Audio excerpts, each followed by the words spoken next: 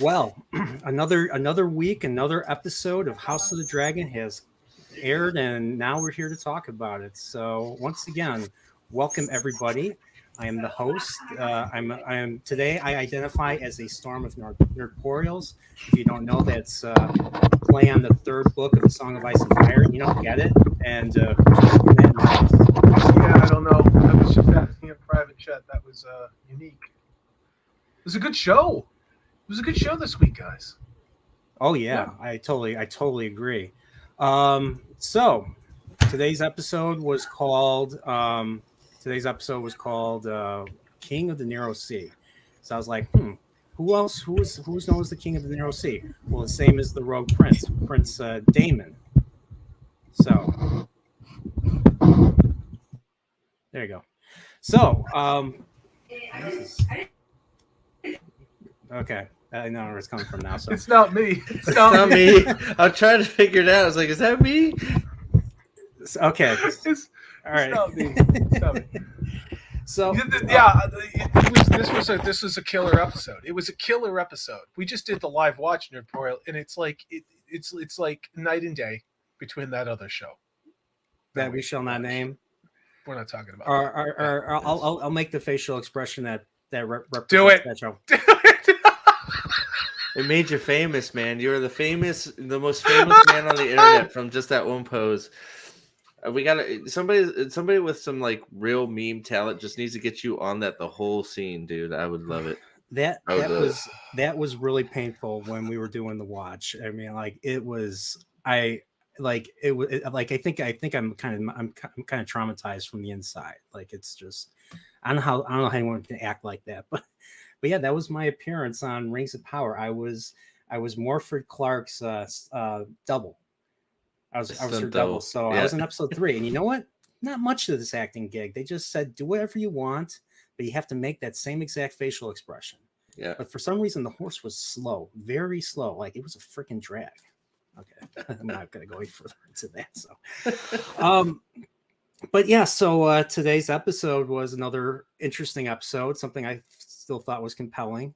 Well, I think most of us felt the same way. I think only one person who we all know would probably disagree with that, but she's not here right now. So we'll go around the horn. Let's start with, I guess I'll start with, since you were here first, Pips, if you're safe enough to unmute, let's hear your initial take on this. Yeah, let me know if there's any feedback on my side. I don't hear anything on mine, but if it is, just let me know. He's a little hot, Nerdporial. Yeah, a little loud. Other than that, you're good. 10% should be good. Yeah. Okay. So my take on the episode, man. Overall, I think pretty solid. I think I had some questions on what direction they were trying to go with certain scenes. That may pay dividends in the future, may not. So I'll have to kind of gauge my thoughts on what those scenes were doing and how well they did it based on the ultimate payoffs that we get. to kind of highlight the scenes that I'm talking about, or the one scene specifically, Damon and Rhaenyra in the sort of the pleasure house, right? Yeah, him leaving, I guess, is probably So the name of the establishment is the Bowels of Pleasure. Just so we're clear on that. Okay, it was called the Bowels of Bowels Pleasure. of That's Pleasure. that's what we heard. I don't know if it's like okay. Because I was gonna write down brothel, but then I was like, you know what? I was thinking of Star Trek, believe it or not, and they said pleasure house, or well, they say pleasure planet in the show, but I was thinking pleasure house. I ended up being right. I swear he said bowels of pleasure. Like Howtower's like they found him in the bowels of pleasure. It's like okay. Oh, I thought that he was said the bowels of the pleasure house, or of a pleasure house, as like maybe deep like within a pleasure house. Yeah, that's how I took it too. So yeah, me and Pips. But anyway,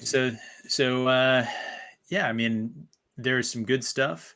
The relationship between Rhaenyra and Alison, I liked what they did in that generally.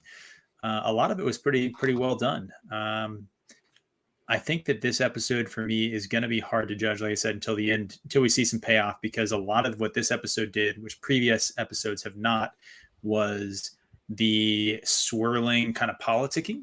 A lot of the politicking we've seen so far has been fairly in your face, fairly overt. It was pretty easy to kind of catch the undercurrents. This episode, I think there's potentially some miscalculation that's happening by some of the actors, which I really like to see. So yeah, I mean, overall, a fairly strong episode, which is good because there was not a whole lot of action in it. So to think it was a strong episode, I think without action shows some strengths of the show's prospects long term. I'll say I watched it with some family, and some of them had not seen the show before. Some of them had seen the show. I think none of them, except for my wife, had seen all 3 episodes prior to this, and all of them said that it was pretty good. So okay. That's pretty cool. What about you, Salty? Sorry, I'm busy typing a super chat to you. Actually, like I said, I gave this 8 out of 10, and which is the highest score since the first episode. The past couple episodes, episode 3, I was a 6.5. Before that, 7.3. I really liked this because, to me, we got to spend some time sitting with these characters. And the characters did not remain static. They were not one-dimensional. We started to see more of the human side of them, some of the interactions. We got to see Damon not just as a construct of recklessness, but also with something else. We saw him scheming, we thought, and then at the moment where he could have taken his niece, we'll just say that, he had a pang of something, conscious, something else. It's fascinating because, again, these characters are evolving. They are not straight lines like in Wheel of Time, or in the case of the Rings of Power, they're negative. The characters on that show are negative space. So I enjoyed this. I liked the turnaround of the king. I liked the maneuvering of the queen. I liked that Hightower got his just desserts. I think it's fascinating what happened with that young lordling or knight, whoever was supposed to be guarding Rhaenyra's room. I like the hesitancy in him, like when he takes all his clothes off and you could see him with his head down on his knees going, am I really going to do this? Because we've all had those moments of, am I walking out the door, or am I boldly going where no one has gone before, so to speak, So I've never heard that. I don't know. I don't. It's so much about a show about that, Yeah. But anyway, I enjoyed this for episode a lot. dweebs. Only for dweebs. Nerd, Watch a Cobra Kai. That's dork. why I've been saying dweeb. That's why I'm saying dweeb now. Cobra Kai never die. You got a super chat, Brian. I do. I know.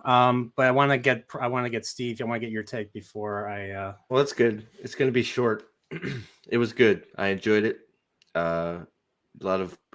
I don't think it needed the action. I thought the political intrigue roped me in. I was hanging off every word to see what was happening. There was a lot of back and forth, and I was very, very glad, extremely glad to see that they took a rest from the time jumping for an episode, and we started right off after the major event with Damon.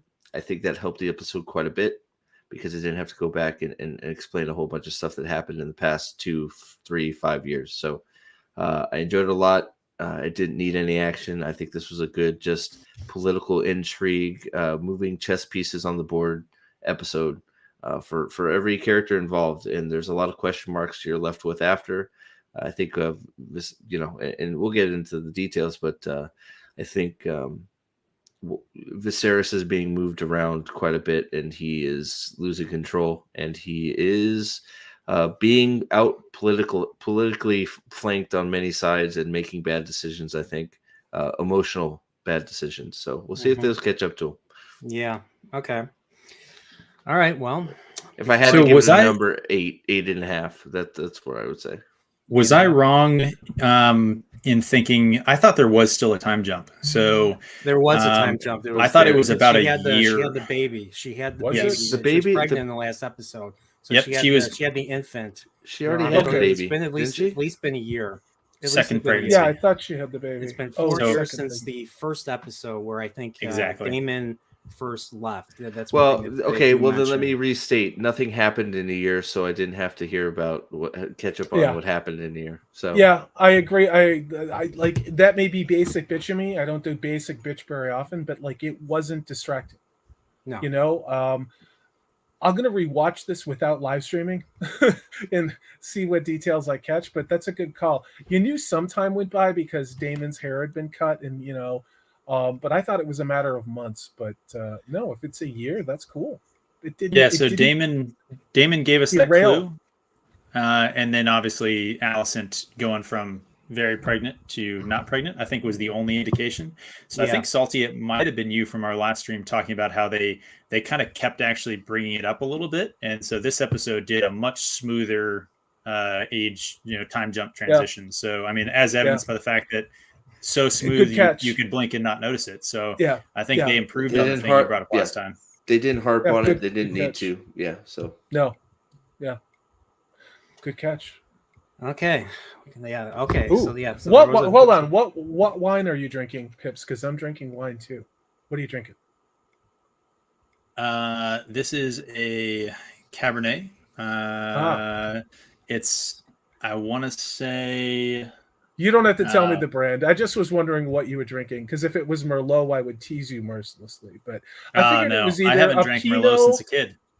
I know, right? A man who appreciates a good Cabernet Sauvignon is okay in my book. I'm drinking a saucy little Spanish red blend. Okay, yeah, I had a Malbec before this, but this one's this is a Cabernet. Pinot is probably my go-to, but isn't Malbec a white wine or something? No, it's a Argentinian it's a heavier red. one. Okay, Argentinian red. Yeah. I once recommended a Cabernet wine to a customer. When I worked for a liquor department. It was called Pennywise, and I told the customer it would make her float if she drank it. I'm not joking. I said that. She didn't get what I was saying. Yeah. Oh, you laugh at me if you will, but if there's a good rustic Chianti with a lot of body, sometimes that's a really good one with a steak. I'm just gonna say that. Like, what do you mean by body? I don't understand these wine terminologies. Like, it's very full. It's a very full mouth, dry red. It's got a lot of complexity. Yeah, it looks like Marilyn Monroe in your mouth. Yeah. Okay. You can just feel those curves on your tongue. He gets it. I'm with you. Yeah, it's not Elliot Page. It's not Elliot Page. I'm drinking my full-bodied Pepsi. It has some cherry notes in it. That's all right. For sharing drinks, I'm drinking my iced latte I got from Dunkin' Donuts a couple hours ago. Dude, no sugar. Dude, I loved some D&D, dude. I love the D&D. Okay. All right, so I got a couple of super stickers. So I want to thank Magitech Mags for giving me a $2 super sticker of a is that a fox? A fox with the heart. And I also got one from some guy named Salty Texas C for $3. One saying my hero. And then I got another message saying, "I Blue Heart Nerdporio. Thank you for such great content." Oh, you're welcome. I'll let him know you said that. I'll let Nerdporio know you said that. I'm just a figure out here. I know. He's the guy behind the guy. Right, Brian? Yeah. There's a man behind the curtain. We call him the Wizard, or Nerdporio Wizards. You call yourself the Wizard? Oh, sorry. I don't. No, I didn't say that. Maybe I didn't mean that. Maybe he calls part of his anatomy the Wizard. Indeed. So, my initial take is, I liked the additional lore building, and of course I love the political intrigue. You know, once again, I told you guys I'm a fan of, you know, of a show that George R. R. Martin really, you know, based his, you know, based all the King's Landing stuff off of, and that was I, Claudius. So it was nice to see you know, it's funny how like they can make a compelling show about the idea of succession and all the stuff that goes into it, all the people that are involved and all the politics and all the dangers if, you know, you kind of go off course a little bit.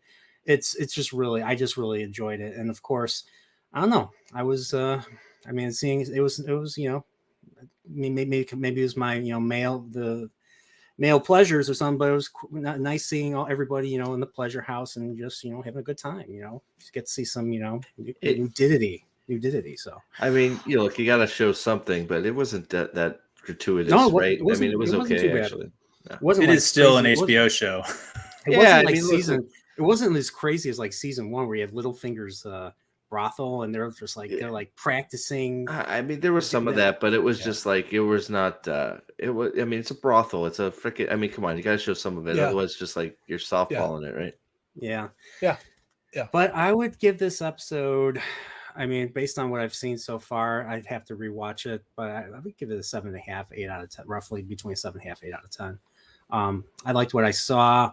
It was just it was another setup. It was another setup episode. And of course, there was also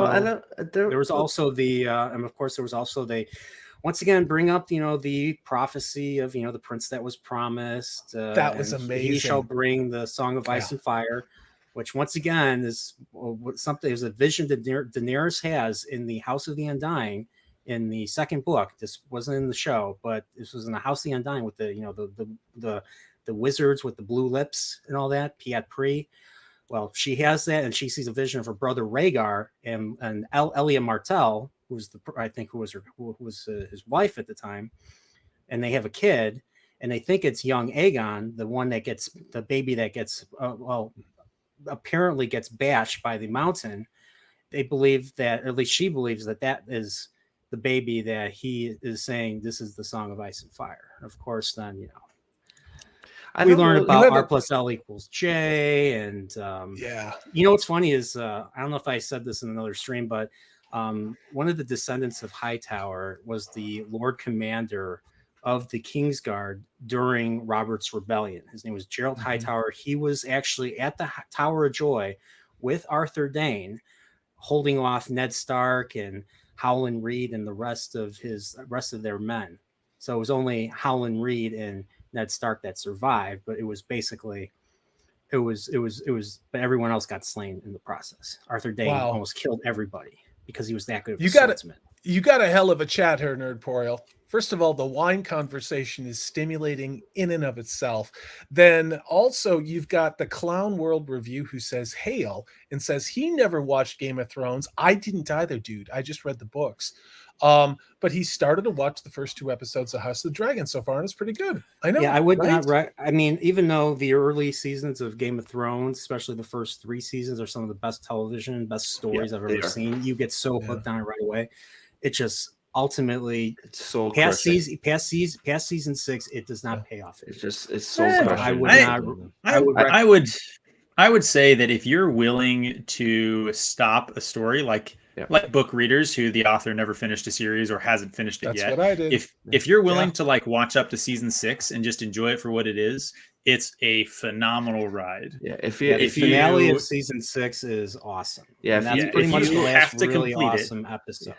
Yeah. If you have to complete it in order to start it, then now you get into the questionable, like, do you want to see something crash and burn so hard? I mean, it's kind of like watching a train wreck. So some people enjoy that. I don't know about 9. Kinda. I think it just is. Yeah, it's interesting because Altered Carbon was a show that I don't care what people say. I loved the first season. I loved it. First season, and great. I made it 5 minutes into the second episode, second season, first episode, and never went back. Same thing with The Expanse. I didn't watch the last season and a half of The Expanse because I don't need to. Like season for me, season 5 was They crap. ruined the second Altered half of Carbon, season just the 5 rest. was crap. I agree. I just like, but it's like I can live with that. I can live with 4 seasons of TV like The Expanse. I can live with one good season like Altered Carbon. I I can. didn't even bother watching know? the last 2 episodes, to be honest, because I've Of heard what? that Of which only- one? of Of Altered Expanse. Carbon or Expanse? No, Oh, The Expanse. Yeah. Expanse. Well, they canceled. They Yeah. canceled Altered Carbon.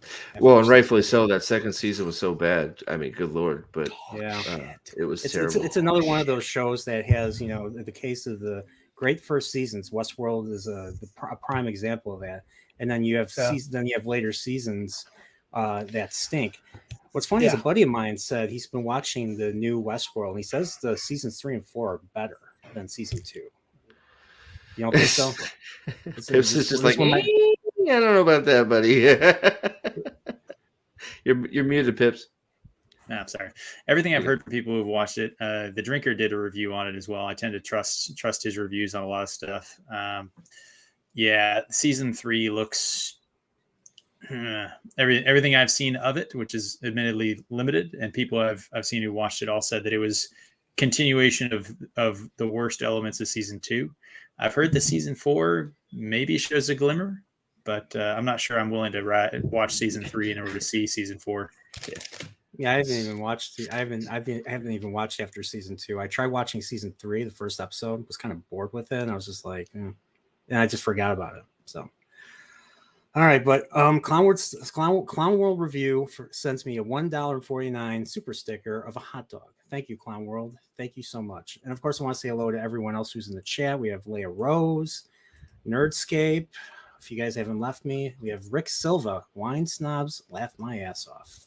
There's a bunch of these people who are doing our own live watch, so it's fantastic to bring some of those awesome people from our chat over here. So hail to you guys. Thank you. But yeah, guys, you guys are always welcome. And then of course we have Nathan, who believe it or not, created that picture of me. So he's the one that created he's the reason why I got hired by Amazon to be Morford Clark's stunt double. Understudy. I was on that same horse. It was a painful experience, but they didn't really give a shit what I did. So I just imitated her. I'm pulling up that image, by the way. It's like she's in the chat with us. Yeah. And then we got Marco here. It says 10 out of 10 episode. Okay. Wow, that's fair. That's fair. It was very good. So, it was very all right. good. Yeah. But yeah, so let's, without further ado, why don't we get started on the oh no. There it is. So I only got paid $10. I got paid a $25 gift card for Amazon Prime. And so I'm gonna get additional. I get for a week. I get 1 day shipping. So I get 1 day shipping, and I think because they know I like Star Trek because they spy on my account. So I get a good deal. They discounts off of Star Trek products. Any royalties, or are you still negotiating that? Oh, Amazon? No. I asked. I saw Mr. Bezos. I had to really get his attention, and he didn't even look in my direction. But I said, "Do I get any royalties?" And he just laughed. Just like you get all the horse manure, or all the horse manure you can use for your garden. Amazon Studio is putting out a surplus of that, actually. So I would say they're probably giving it away on a discount. Actually, what happened was football. Thank you. Actually, what happened was it wasn't the horse manure that was offered. Actually, Jeff Bezos took off his pants and shit right in front of me, and then just didn't say a word, just walked away. You didn't tell us. Holy shit! You didn't tell us this meeting was on a street in San Francisco. That was this was in his studio. Remember, he owns his studio. Man, have we corrupted Nerporial? What happened? No, I mean, what? I didn't want to say anything, but I gave this episode a higher rating than Nerdporial did, and he's a much nicer person than I am. So it's like the rings of power has ruined him. You are. I think I'm actually a low rating. Steve, tell me I'm good for this. Tell me I'm good, Steve. You're good. You're a good boy. What can I say? Thank you. The rings of power has fried your brain a little bit. So whenever it comes up, you just you malfunction a little bit. Those nanobots in there go. I know where I'm going after this. I'm going for a safe space right after this stream. So thank you. I'm in my safe space. What can I say? All right. So let's begin the breakdown. Episode 4, The King of the Narrow Sea. Remember, Narrow Sea is that little strip of sea in between Westeros and Essos. Just saying. So first thing that we see is I believe they were on Dragonstone. I think it was Dragonstone. Yeah. That's what I we think thought. so. I thought one of two places, Dragonstone or Storm's End, because the person sitting next to her was clearly a Lord Baratheon by his crest, and she was doing a tour of the kingdom and looking for all the eligibles, right? And so my interpretation after kind of debating it a little bit was, I think, in the Stormlands. Yeah. Yeah, I don't know. You know, that's actually very interesting because we actually never go to Storm's End in Game of Thrones. So that you might be right because I did not recognize that throne room. Okay. Yeah. Yeah, they also all seemed like they were Southland lords. They were talking about being fortified against Dorne, which matches with the Stormlands. So I think that was probably the high seat of House Baratheon. Okay. Yeah, because we get would be a cousin by marriage to her, right? So well, I mean that's who was sitting next to him. It was definitely a Baratheon sitting next to her, so that would make sense. They didn't, it looked like Dragonstone though, so I don't know if they just reused the set and just that would explain why they draped it all in a bunch of stuff, but also lighter, a lot more natural light than we've seen in Dragonstone sets in this show at least. Yeah. So I mean, the fact that the old guy, the old lord that was addressing her was actually Lord Beric Dondarrion, the same name as the guy with the eye patch in Game of Thrones, the one that was in charge of the one that was charged by Ned Stark for apprehending the Mountain for burning all those towns in the first book, but then he gets killed by the Mountain and then brought back to life by Thoros of Myr, the Red Priest. So Beric Dondarrion is the leader of the Brotherhood Without Banners, and he keeps being brought back to life every now and then until the Hound joins him, and later in the series, not in the books. So in the books, he's dead. He's replaced by Lady Stoneheart, who was not in the show. Lady Stark, a vengeful Lady Stark. Who's that? So disappointed in include her in the show. I couldn't believe it. I guess they didn't know what to do with her. They didn't like magic. There was a lot to do with her. Yeah, I didn't know she wasn't in the show. I didn't know that because I've never seen Game of Thrones. You got to remember, Dan and Dave don't like magic, so they're the perfect choice for a fantasy show. Yeah. They also don't like having a career anymore, I bet. Even worse than not liking magic. Honestly, they should have just quit. They said they wanted to go up to the Red Wedding. They should have just quit after season 3. They would have been set for life. But now they could have made The Last Jedi instead of Rian Johnson. Hell yeah. Yeah. So, but so Beric Dondarrion was the guy that was there, and I was like, what is going on here? What are they talking about? Of course, she's basically audiencing a bunch of potential suitors. So there you go. And then we get a kid from the House of Blackwood, and I was like, oh, they're actually going further into the lore because the Blackwoods and the Brackens have been discussed quite a bit in the books. I think they're from the Riverlands, and they have origins with the First Men, and they have a rival. They have an insane rivalry, and they've been sworn enemies for generations. So it was cool to not only see the kid of a House Blackwood he was nervous. He was trying to, say his speech. And then some douche from House Bracken is interrupting him, calling him a cunt. Oh, excuse my language. YouTube, don't hurt me. That was a good scene. It's the C word. Brian. I mean, it's HBO. So I was watching with my British family, and they all were A-okay with it. So apparently it is a thing. Yeah. Oh yeah. So, and what was funny is he draws his sword and they start a fight, and then Rhaenyra's like, "Okay, I'm leaving." Yeah. And they leave, and we see from behind her that the kid slayed the dude. The kid. All you hear is amazing. You hear the grunt, right? I'm like, oh no, the dude killed the kid, and you turn around, and the kid is like, they're over the. I'm like, oh my god, the kid killed the guy. Yes, that was amazing. Yes, it was. That was amazing. Yeah. So, There's so the no- only complaint that I had with this scene, I'd be curious to hear what you guys think. So we talked before that Rhaenyra kind of resets each episode, right? She kind of like isn't as smart and like as politic and as Yes. sort of maneuvering towards her ultimate ends at the start of each episode as she was in the end of the previous.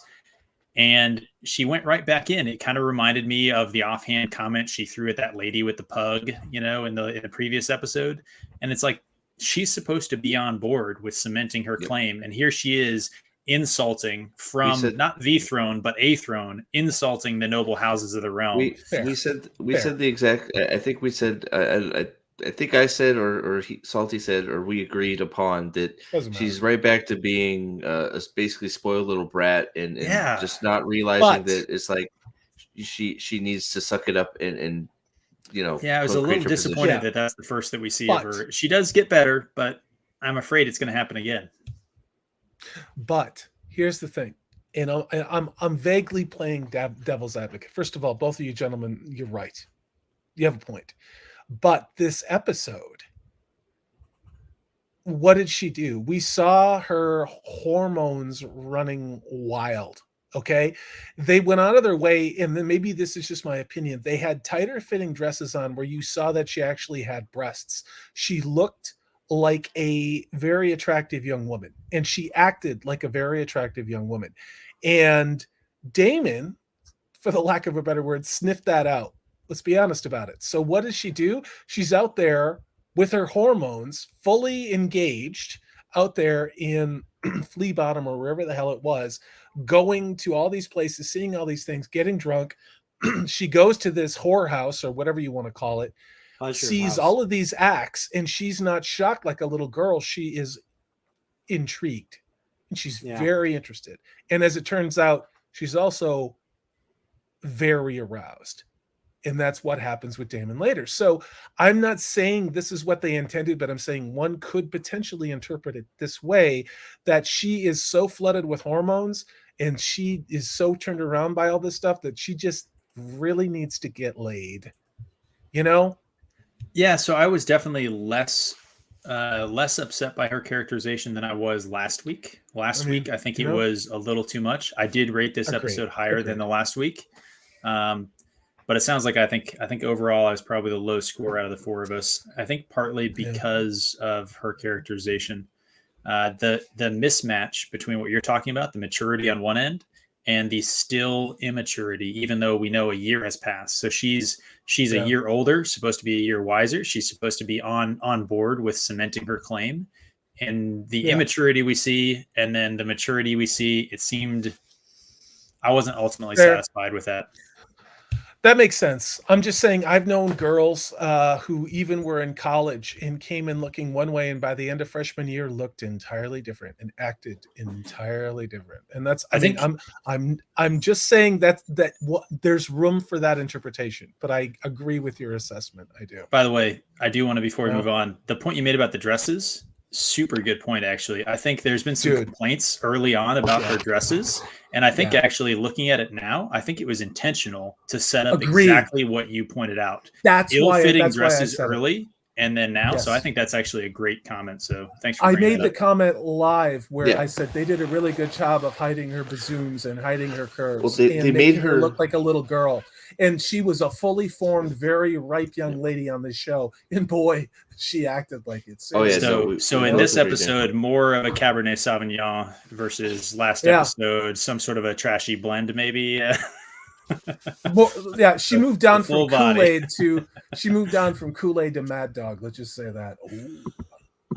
Oh, wow. So next thing that we get is we see her on the ship going to King's Landing. And of course, then we see one of the dragons swoop in and it hits the ship. They're like, take cover. I was like, for a second, I was like, is that Vagar? Is that Pips's Chekhov's dragon? I was curious. I was curious about that. I don't think they ever really addressed it for the remainder of the episode. It just flew away. Kind of. It was Damon returning to King's Landing. Yeah, that was Caraxes, I think. Caraxes. All right. Yeah. So we get a cool scene here with King Viserys. He puts on his crown and he's right by the Iron Throne, and everybody is summoned to the entire court is summoned to the throne room. And we see Damon, and he arrives with his own crown. And of course, I noticed he has haircut. He had short hair, but for some reason, it didn't look as distracting as the hair of the elves. No, well, I assume I don't know. I assumed that he had a problem with his hair from cutting the crab feeder to pieces, so he had to cut it off. But did you see on his chest when he was thrown on the floor of the throne room of the Iron Throne, there was what appeared to be a white scale in the middle of his chest? Did you guys see that? I didn't. I did. I just was wondering if it was something else. So I don't know. I swear to God, I saw something there, but I didn't know if it was just me. I thought that I saw what thinking maybe looked like patched arrow holes and stuff like that, right? So it looked to me like it had some dings and dents. Maybe, yeah, but it was a fairly quick scene. This was right in the middle of his chest where this would have been a kill shot. So maybe I was wrong, but yeah, he definitely has. Is this when he's on the floor? He's hung over, and he turns over, and the king's over, yes. standing over him, and yes, yeah, okay. And it looked like there was a scale right there. I thought, but yeah. Oh. I could have been refilling my glass at that point, so you might be onto it. I did not like that crown, by the way. The hair I liked a little more when the crown was gone. When he first walked up, I was like, oh man, that's a terrible look. Yeah, the crown was weird. For a second, I thought he had his hair braided or had it in a bun, like the ladies in the 60s. So I was like, no, he has haircut. And of course, the bulbous bouffant. So of course, because it's Damon and Matt Smith always steals every scene he's in.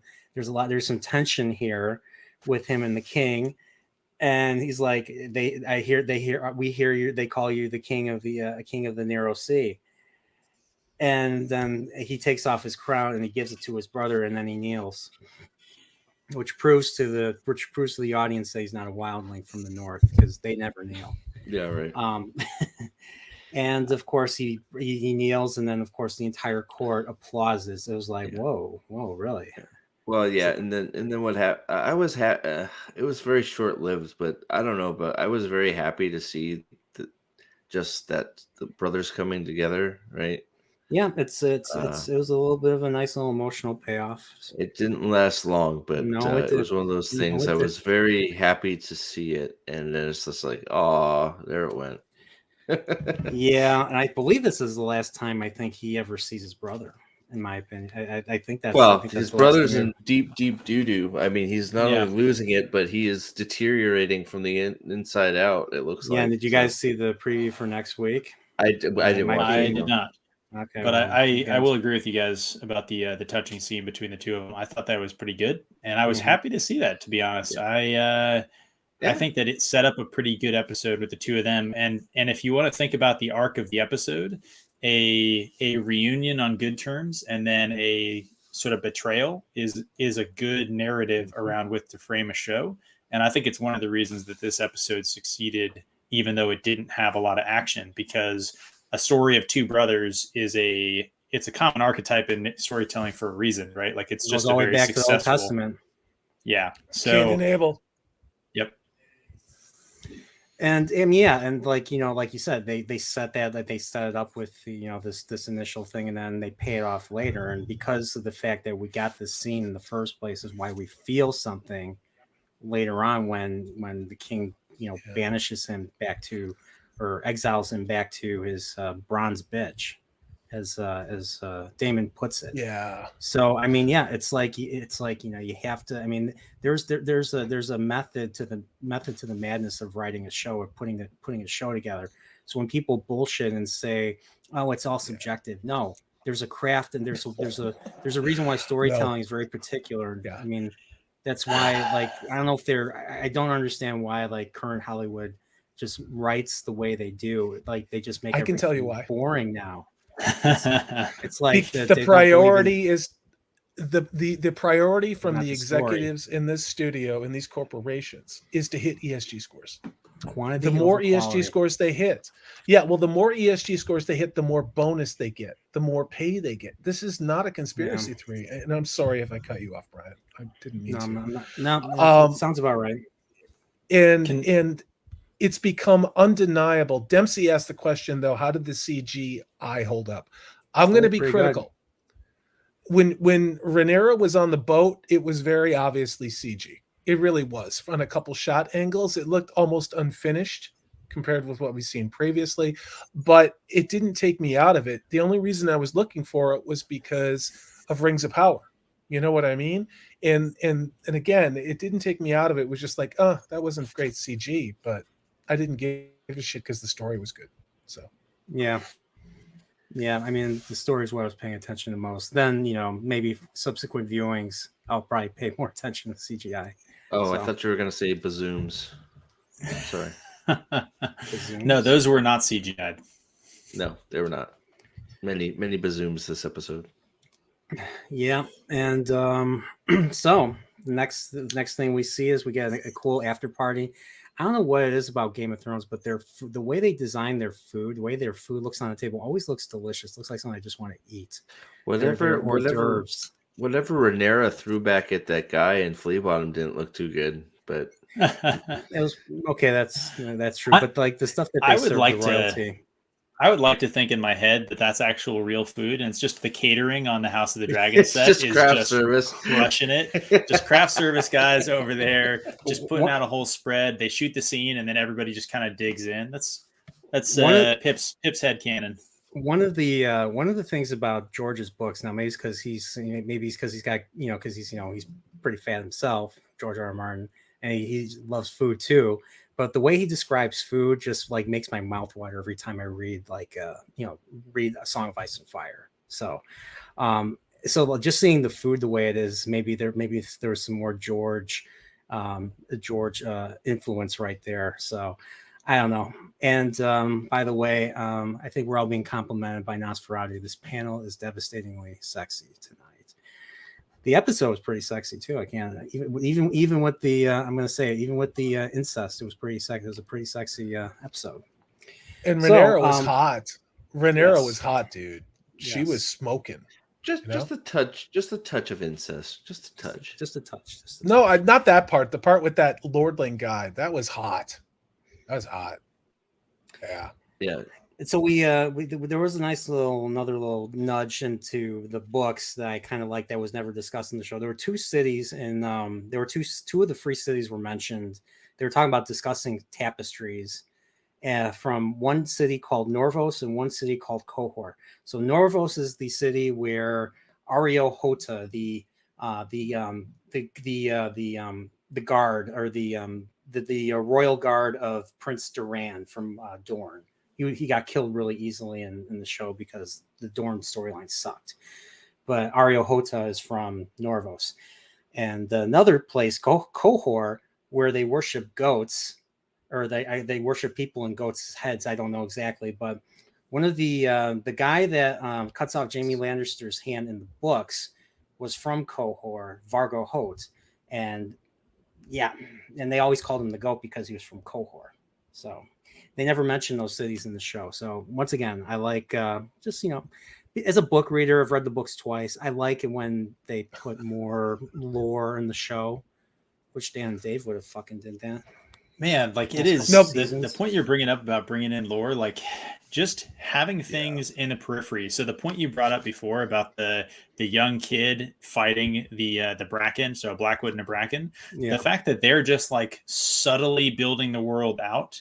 So the Easter eggs that this show gives the audience that's paying attention and looking for them are the good kind of Easter eggs where if you don't see it, it doesn't matter. It's not necessary to the show. It's happening in the periphery and the edges. Yes. They never do the thing where they put it right in the middle of the frame. They frame it up, they jangle the keys. They never once do it. It's always just something extra just for the people playing at home. And it's for book readers I feel got burned by the last couple of seasons of Game of Thrones. So this, House of the Dragon is kind of, I don't know if that's what they're thinking, but I think that's what they're trying to do. And once again, George is a co-creator of House of the Dragon. unlike Game of Thrones. So he has more say in what they put in. So they probably sprinkle in more of the stuff that he's been, talking about. So, but yeah. But going back, so we get a scene with Alison and Rhaenyra, and they talk about they just talk about her suitors, and then of course Rhaenyra just says she feels that they're all looking for opportunities just to wed her and have their descendants have the Valyrian blood. So it's she's just, once again, she feels that she's simply a means to an end for a lot of these people. And they talk about and of course she also mentions she mentions to Alison about being imprisonment and about being imprisoned in the castle and doing nothing but squeezing out airs, which causes Alison to, like, her face drops when she she brings that up. So hearing that affects her, because I think that's truly how she feels. That she actress has trapped. consistently delivered strong performances in my mind. Yes. I think we talk a lot about Daemon and Viserys and Otto Hightower and some of the male leads doing stuff. Among the prominent sort of other actors and actresses, I think she is doing a great job for being 19, 20 years old, first major sort of show production, I think. So I think she nailed it in that scene and others. Well, and I think this is where I would hope she's doing more. Rhaenyra, anyways, is doing more of this type of talk because it's her friend. So it's like she, maybe her realizing that, okay, this is what I have to do, but I don't want to do it, and I shouldn't be, that shouldn't be my role in life, is just pumping out airs, but voicing her frustration to her friend, but still, she just, it was a good scene. Yeah. So, and so of course, Alison also brings up briefly, like, when I'm out there, all they see is the queen, and people treat me differently now. And it seems like she doesn't really care for that either. It's once again, it's lonely at the top. It's not, same with the king, same with Viserys. I mean, I will say that this scene, the other thing I liked about it was the relationship between the two of them. I said one of the pros for me in this episode was their relationship. Nerdporial, you can tell me from the lore, I think the two of them are not established as friends. Alicent is older. They don't really have a friendship in the books. And then obviously they become rivals. I think that the show is clearly attempting to, with the age change and other things, is trying to set them up as friends who then get divided, which I think is actually going to pay off into a really good story. And I think that the setup that the two actresses are doing is pretty strong. Among the stronger, I think, performances of the two of them together. I think they have good chemistry as friends on camera, in my opinion. Yeah, the Fire and Blood is basically, once again, an unreliable narrator talking about unreliable or citing other unreliable narrators. So I don't think they really go into who's friends with who. They mainly talk mainly political events. Heck, even like quotes and sayings are very rare is rare in the book. So I don't think it is. So you might be right. I don't think they establish that. And plus, it's totally different in terms of the years. Like, all this is going on. I think like Rhaenyra is like only 10 or 11 or 12. Well, I think so. So I think that's a point to the writers. If it's not established, then they made a good choice developing this relationship the way they are. Yeah, they're taking a lot of, once again, like, they're taking a lot of liberties with this, obviously with George's direction.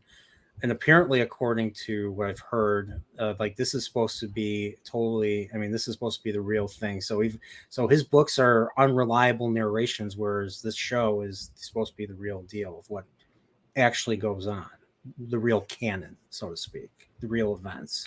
Unrelated, I just want to ask Salty and Prophet, would you have been happy with this type of deviation from the source material? I feel like Wheel of Time, this is what we wanted as fans. Yeah. So people complaining about the Game of Thrones adaptation, this is the kind of tasteful, but adding Look, you can't expect it. Like I was never expecting. Oh, not to go off on a tangent. Was never expecting a book, a word for word rewrite of the Wheel of Time.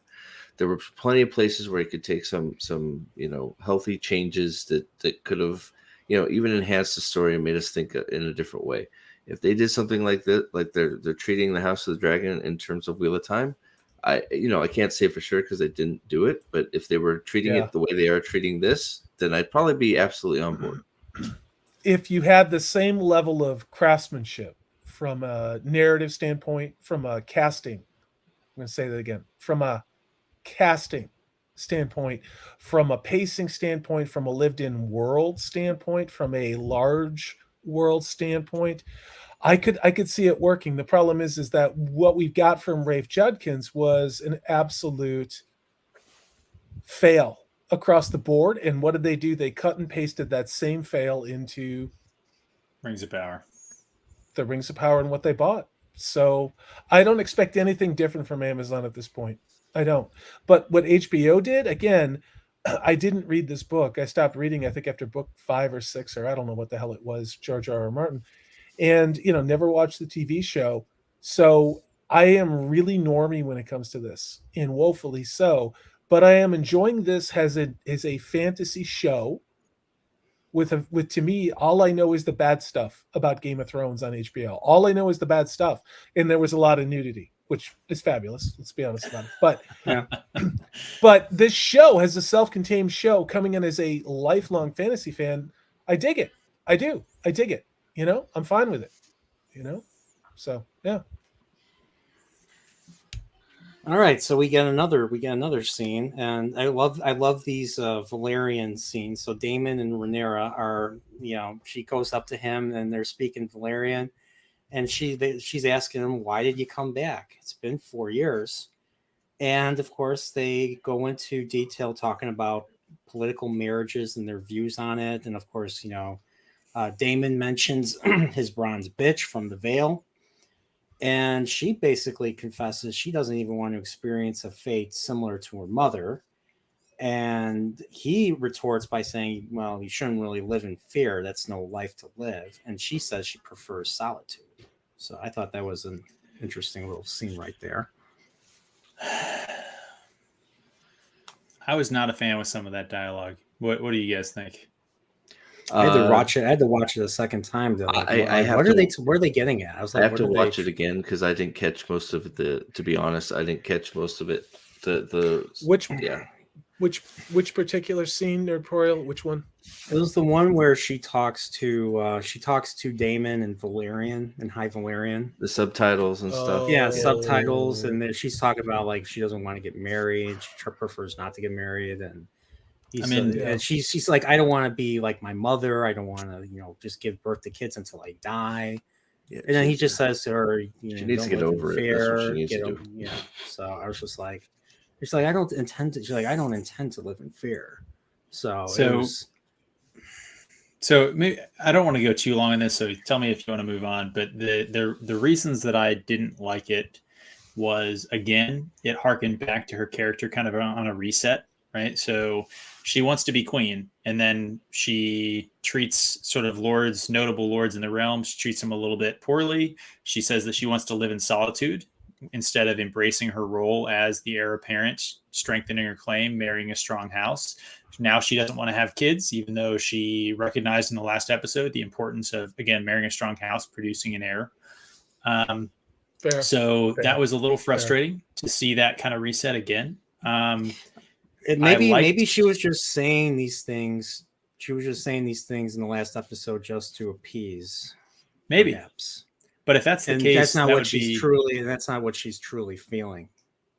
Maybe so. If that is the case, it's a little disappointing, because I thought one of the things I liked about the last episode was to see her finally actually embrace her role. Change, yeah. And to change, show some growth, and also to become the kind of grounded, practical character that I think we're supposed to see her as, somebody who understands what it takes to be queen and sort of like embraces the role and the obligations.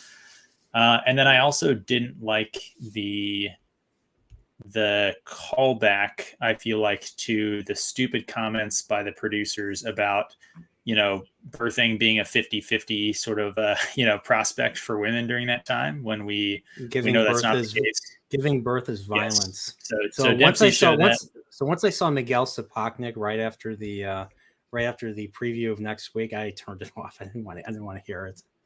Yeah, that's actually why I don't watch the prequel or the previews for the next week, because at this point I don't want to hear what the showrunners have to say. I'm trying to judge what they show us, not what they tell us, right? Yeah. Show, not tell, and I'm forcing them to show, not tell. Yeah, exactly. I did like Damon's line about why he came back, the comforts of home, knowing why he really came back, potentially what he ends up finding comfort in home with. I thought that was a clever potential bit of wordplay. But her character disappointed me a little in that scene. Yeah. But yeah, you guys, Salty, Steve, you guys have anything to add?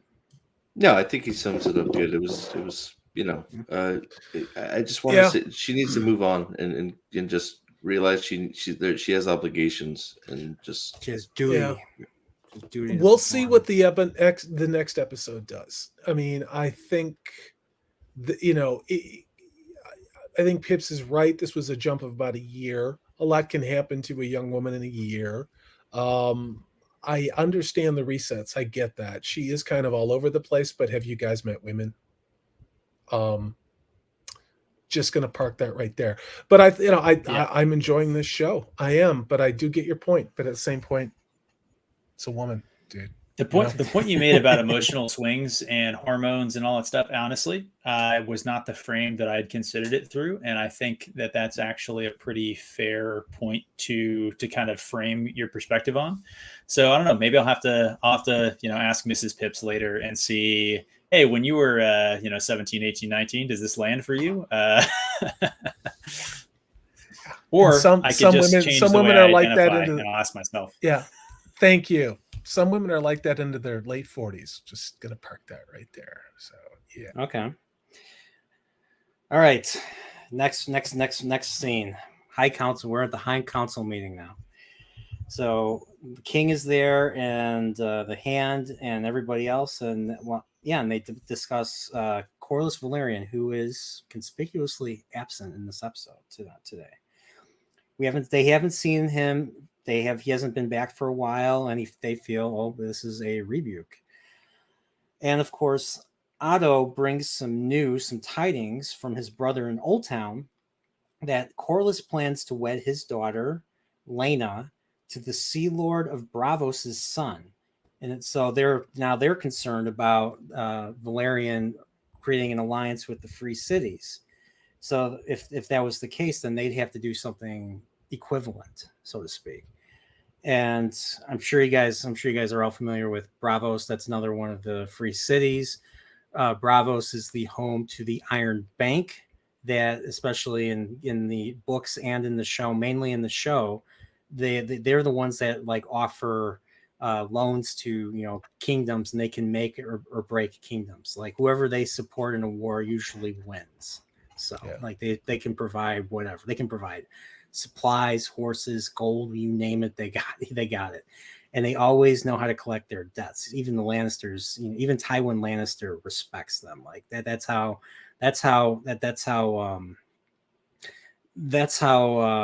reputable they are. So and of course also Braavos, and part of the reason why I think the power behind the Iron Bank, I think, believe it or not, is the Faceless Men. So the assassins that arisen from being slaves of the Valerians, who escaped from the Valerians years ago. The Faceless Men basically have the ability to go, if you ever seen the original Mission Impossible show, they go all Martin Landau, and they can change their faces at will, and they can assassinate whoever. They are masters at the skill of assassination. And that's how Arya becomes a Mary Sue at the end of Game of Thrones season 8, when she kills the Night King out of nowhere. Okay, I didn't want to bring that up. Just trigger warning. Trigger warning. So, but that's basically Braavos, and that's where Arya hangs out in seasons 5 and 6 of Game of Thrones. So going back to that, so it was a nice little interesting little thing that I'm curious if we're going to see more of. I'm hoping we see more of next episode. Maybe we'll meet the Sea Lord of Bravos. Maybe we'll meet his son. Yeah. Who knows what we'll see? But that was basically it for the High Council meeting, and then we get to the next scene. Everybody's retiring for the night. We see Alison with the child, and that's where that was the other indication that time passed without really explicitly stating it, other than Ronira saying it to Damon. And here's another lore thing that I really appreciated that they did. So Ronira finds on her table a bunch of rag clothes and a map. It looked like a map or a diagram of the room. And one thing about the books of the Song of Ice and Fire is that there's a lot of secret exits. There's a lot of secret passages in the Red Keep. And the only person in the books that knows all the passages is Varys. So Varys can come to and from many different locations. And that's something that the show did not include. Let's just say Varys, at the end of a certain book, actually carries out an assassination himself, which they didn't include in the show, bastards. So, so there's a secret door behind Rhaenyra's bed. And when she opened the door, maybe it's because I might have done an Ocarina of Time retrospective. I heard the Zelda, the Zelda ding in my head when she opened the secret door. I just couldn't help that. So she gets out. She's dressed as a commoner. She goes out and she meets Damon right outside the castle, and then they go for a night on the town. So it was pretty cool. It was cool seeing they're walking past all the scum of King's Landing. I think it was Silk Street or Fleabond, who knows. They seen people screwing. They're seeing people drinking. Were those like gargoyles or statues that were breathing out fire? There was like fire breathers out there. I thought it was. What was that? What was that? Yeah, I thought that was pretty cool. I loved that scene, by the way. Salty has brought up a lot about how this show does a good job of being a lived-in world, and you felt the press of the crowd in that scene. In a way that I don't know, maybe it's just the ship production with all the COVID whatever that shows have done, but that shot and it kind of continued, right? So for a while, the press of the crowd, it felt very real, very authentic. I thought that was a well done shot. Yeah, we got to. There were more. Sorry, there were more extras in that one scene than the entire first season of The Wheel of Time. Oh yeah, yes. Don't you, Salty? I think you said you have to depart us. I do. I know. All right, so, I do. I have this horrible thing called work. I have to get up early for, but this has been a lot of fun. Thank you, Brian. So, any final thoughts before you go? No, I am interested to see where this show goes. I believe this is a 10-episode season, so episode 5 will put us midway.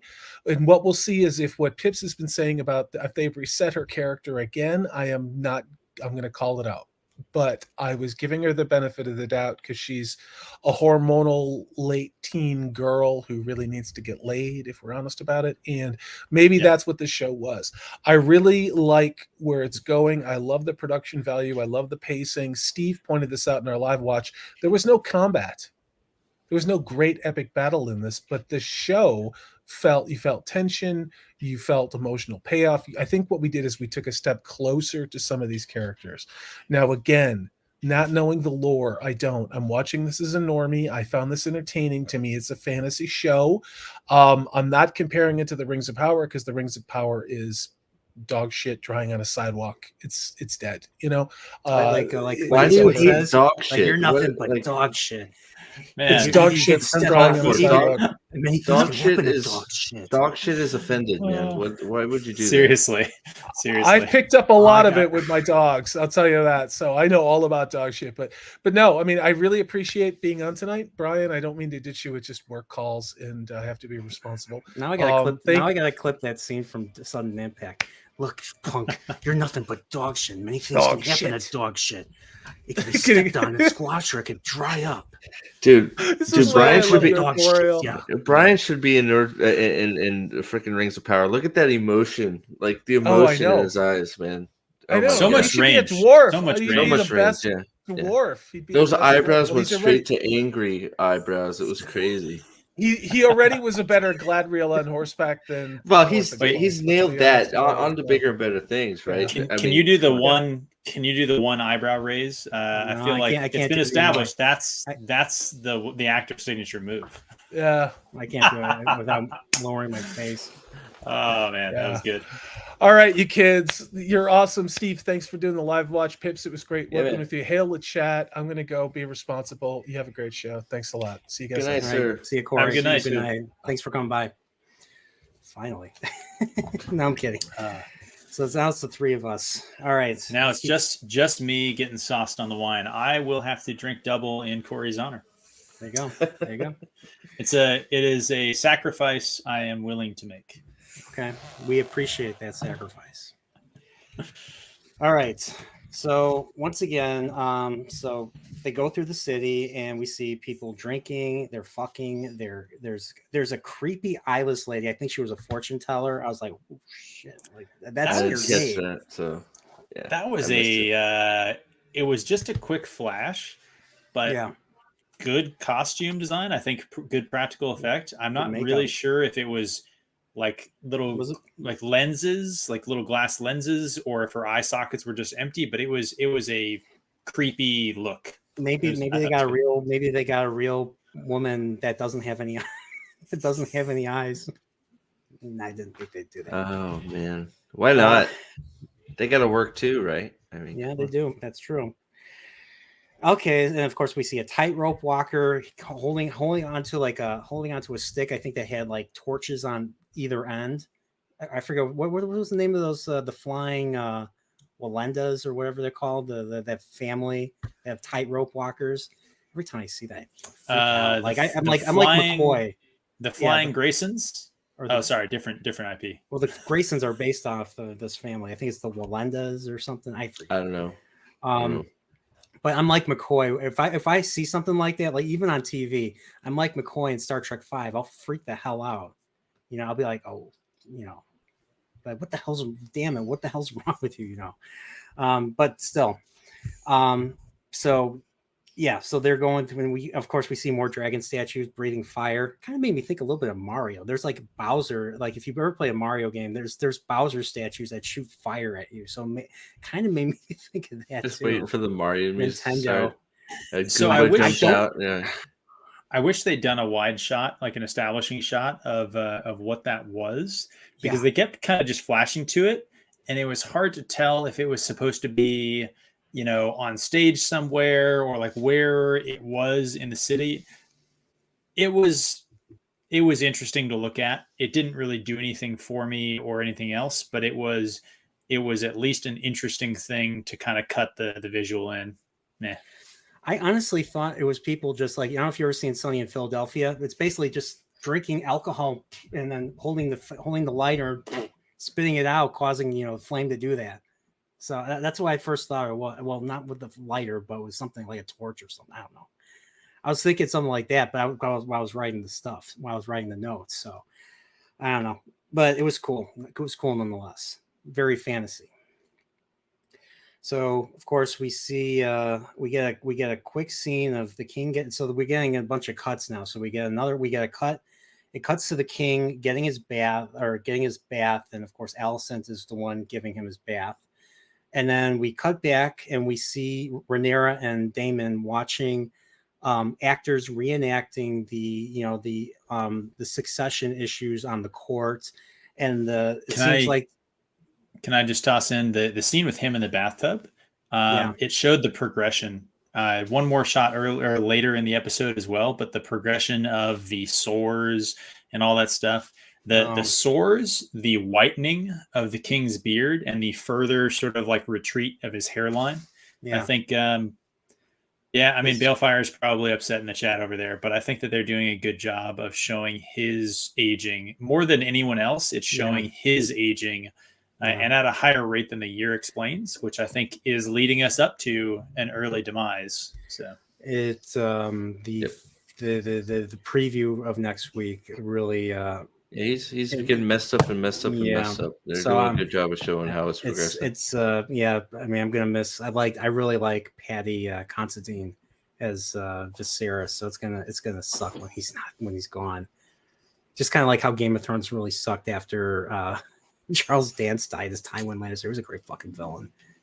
Yeah, but I think we got to give the chance for the new actors for the kind of the mains, right? So some of the new actors are taking over for Ronira and Alison, and I assume we're gonna I assume King's gonna die, and we're gonna have another huge time jump, and we're gonna switch. Probably episode 5 is gonna be like almost the end of season 1.5, and we're gonna start the second half of season 1.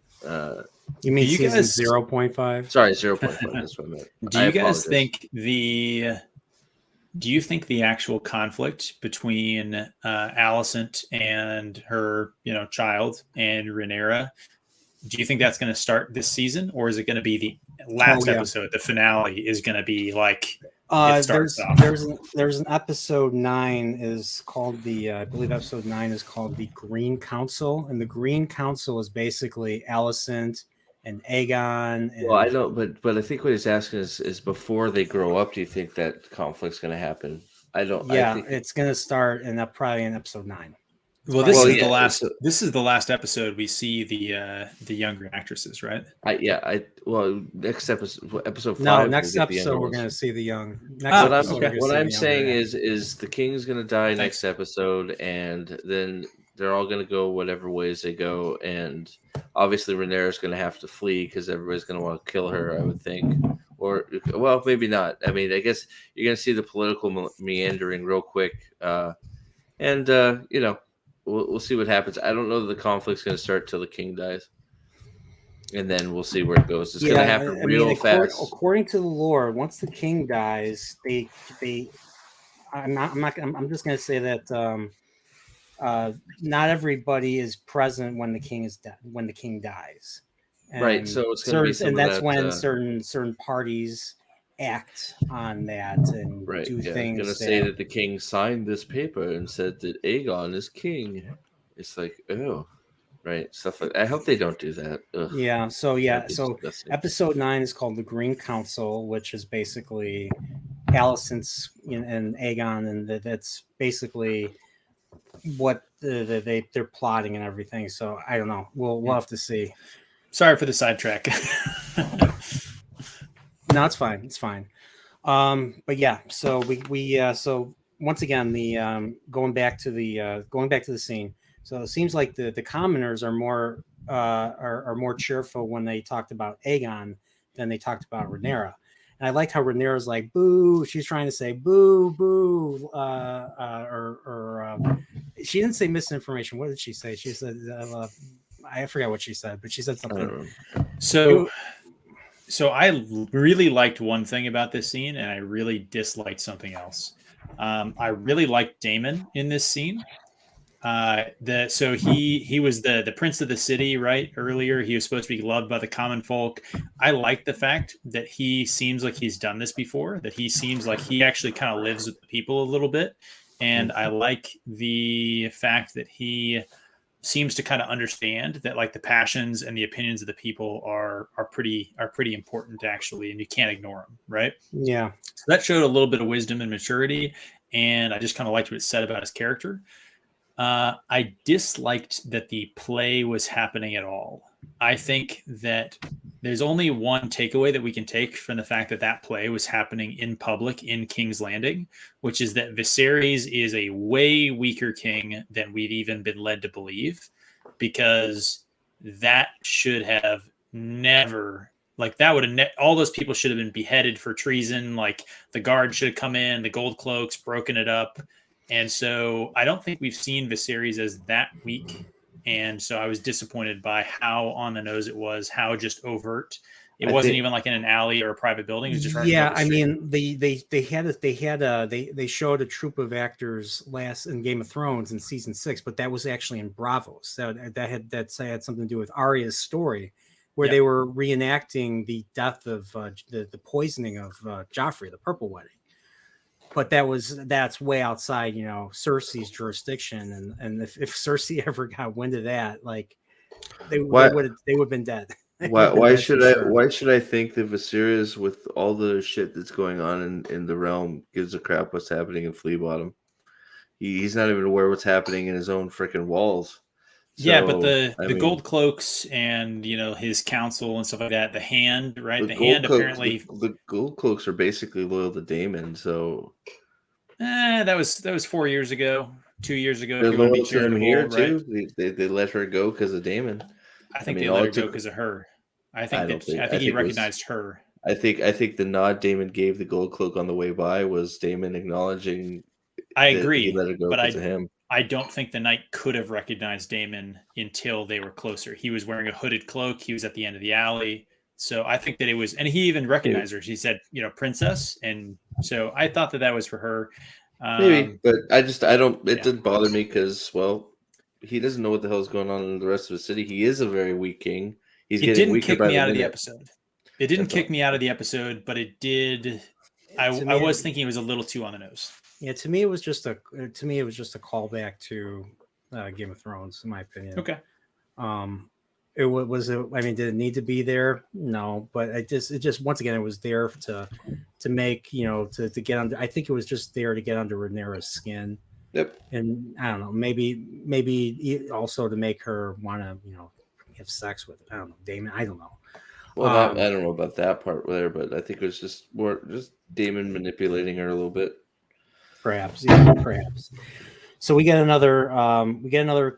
cut once again to Rhaenyra runs into Sir Harwin, and she's disguised as a boy. Kind of made me think of Arya. How Arya was disguised as a boy when she made her escape from King's Landing, and of course, Rhaenyra also going into the secret routes of the keep.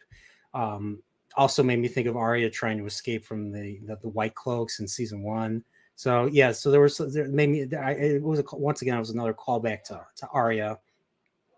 Then we get another cut. We get another cut of a scene of Alison. She's summoned by the king, and of course he screws her. She's just laying there, Yeah, pretty and uncomfortable. Yeah, That was very uncomfortable to watch. That was not. Yeah, it was very cringy. And it was cut back and forth a little bit as well, right? Yeah. It was over top this show- Daemon, and This show is approaching using that too much. yeah, I liked it. I've liked it as a mechanism. I like it generally as a mechanism, but this one, both of those two scenes were a little cringe. We'll say a little cringe, and I didn't necessarily like the cut back and forth. It reminded me of scenes where they've done it better, which is always when they use the same thing, the same tool they've used before, but it didn't really land. And a lot of time before it did, it's always kind of a weakening of that scene. They should do something new if they're not going to elevate the tool instead of, bring it down. Yeah. And it also screws with my note taking too. I'm writing something down and all of a sudden there's another sound like, what the hell? So yeah. All right, call Bezos back and let him know. Oh, sorry, wrong show. You only have the in with the horse pile from Amazon, not the HBO connection. Yeah, exactly. So No all right, respect. so back to this. So Daenerys, not Daenerys. Daemon and Rhaenyra are now in a pleasure house, and we see some stuff going on here. I don't even know what I wrote. Oh yeah, we see some incest here. So they're walking past everybody. People are screwing. There's of every orientation. One dude's gonna suck another dude's dick, and there's a lot of stuff going on. And well, they go deep into the bowels of the pleasure house, and well, they start to do the deed. So Yep, the Targaryen tradition. You know, incest is very common. Keep it in the family. Keep it in the keep it in the family. This was a And- very uncomfortable scene to watch with your in-laws. I'm sure. Oh yeah, I'm very sure. Yeah, absolutely. I have a question. I was watching some funny Game of Thrones videos. Did your in-laws keep asking you questions like, who is that? What does that person do and everything? Oh no. No, so my father-in-law was not, he was not really paying that much attention. He was doing some work. My mother-in-law had seen episodes 1 and 2, had not seen episode 3, but I was like, well, I'm watching this, and she's like, I'll watch it. They're watching episode 3 right now, I think. And then my wife and I have seen all of them up to it. But yeah. Yeah, because I was watching. It was an HBO Go commercial, or it was like a funny HBO Go commercial where the whole family's watching Game of Thrones together, and the mother just keeps asking questions in the middle of the episode. And they're just like, the kids are just like, shut up, we're watching, we're listening. And what's funny is I can relate because I was watching with my folks, and my mother was doing the same freaking thing. So on the at the risk of being canceled here, I'll say I think that might be an effeminate trait, but I think they're rhetorical questions. That's what I've learned. My wife loves to ask me questions while we're watching a show, and it's like we both watched the same amount of the show thus far. I have no information she doesn't have, but she'll just ask questions, and I'll just look at her. I'll just look at her, and she'll be like, "I wasn't asking you," and I'm like, "I'm the only one here." What's funny is one of my buddies does that too, and his wife complains about him doing that. So I don't know if it's I think it's okay. I don't think it's a female. I think it's just okay. So it's equal opportunity. Equal. No risk of being canceled. My buddy's done it to me. I was just like, I'm not saying anything. I'm not going to spoil it for you. So, but yeah, yeah, it was pretty funny. So we see a little bit of incest here, and then he just stops and he leaves her. He just stops and he leaves her there, and well, then again it cuts again to Alison. She's in bed after everything. She's looking up, and there's a rat. I was surprised she didn't react. She didn't even. She is. I guess maybe in that day and age, maybe rats are not as frightening, especially when you wake up to see one on top of your bed. I did not catch that. They showed that there were a couple of scenes with rats. So there was the scene with the rat when Ronira was walking past the Balerian skull. Yep, saw that. Saw a rat there, and then we see another rat. Then Alison sees a rat on top of her bed. I was like, what is this supposed to? It's like I'm curious. Like, what is this supposed to signify? So, you dirty. Yeah, I didn't see it in that. I don't know that it's betrayal. It's just I think the kingdom is diseased from within. It's crumbling. Just gross. Everybody. You got all these political maneuverings happen. Everybody's out for themselves, even though they're pretending to be for king and country. All the political maneuvering is killing the kingdom from the inside out. So it's like a plague. The plague. Yeah, I think the scene is just supposed to be gross, right? Like I think you're right. Yeah. The rot, all that stuff that you're bringing up, Steve. I think I'm not sure it's too far past that, but I missed it. So good eyes for the two of you. Okay, so the rat's supposed to. Okay, so that's kind of what. So the rat's supposed to. Okay, that makes sense. All right, so do you guys think that Daemon had second thoughts, or do you think he intended to bring her there and leave her? So I think the whole evening was manipulation. I think he. I don't know if he. I think the whole evening was a manipulation to get her exactly there and to do exactly what he wanted to do, and then I think he had a bout of conscience and left because obviously he still wants it because at the end he still asked for her a hand. So I think that it was. I think he intended on taking her, deflowering her, so she was not, a good match for anybody else because she's already been ruined. And if it was ruined by him, then it's like, well, hey, I've already done it. Just wed her to me, right? So I think that was his plan, and I think that he thought twice about it, and he had a battle of conscience, and then took off.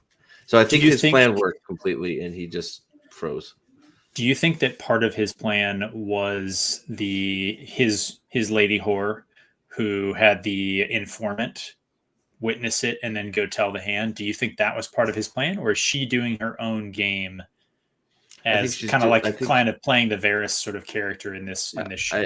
I think I don't think it was part of it. I think personally, I don't think it was. I didn't see that as part of it. I think it was him unawares, because it doesn't gain him anything except for the anger of the king. Yeah, so I agree with you. I think that I think she's doing her own game, which is kind of what I alluded to in my initial comments about this show having a few more undercurrents, a few more potentially unknowns in the politics. And I do think some miscalculations, some mistakes made by some of the players. Whereas before, we've seen some pretty well thought out, plays. And now I think we're starting to see too many plates in the air, too many players kind of getting involved in the game. And I think that's leading in well to next episode, things kind of falling apart. Yeah, I think, but I think, I think it was all planned, and he just couldn't go through with it. I think that's what I think. And then I agree with not going. Yeah, I mean, I agree with him not being able to go through with it. I'm not sure. Like, I don't think I don't think what's her name was it Massaria. I'm not sure she had anything to do with the. Well, I assumed Hightower just was having him followed. Like that was. I didn't think it was her at all. I thought it was Hightower was just having Daemon followed. That was my assumption, but okay, I don't know if I missed something or not. Maybe I made a mistake here. I thought that the boy that spotted her leaving the pleasure house and told Hightower, went up to the Red Keep. I thought that was the same boy that walked into the room with Daemon and her and handed her some coins, and she talked to him, and then he left. I thought that was the same boy. All I know is Hightower said one of his trusted informants that has never failed him brought him the information. Yeah, so which I would not have thought. I don't know if that's the boy or it could be her. In a roundabout way, I don't know, but I assumed it was the boy. Oh, we lost Porio. I assumed. Oh man, are we taking over the stream, Steve? Are we in trouble now? Okay, let's get every curse word out we can real quick. Ready? No. I didn't put the okay. Daemon. I could have missed something. That's completely possible. I don't know. No. I didn't put her in it at all. I thought that was Hightower's informant. No, I think that's a totally fair point. I thought he was following around. Yeah. I was on the fence on whether or not it was the same boy. You don't see him from the same aspect, right? You saw him kind of straight on, and you only see him in profile with the two of them. And so I wasn't 100% sure it was the same boy. So you guys saying maybe unrelated, that could make sense. Also, I had to kind of why was he handing her money? The only thing that I could think of was that Hightower probably paid him for the information, and then he took his cut and paid the rest back to his master, which was her.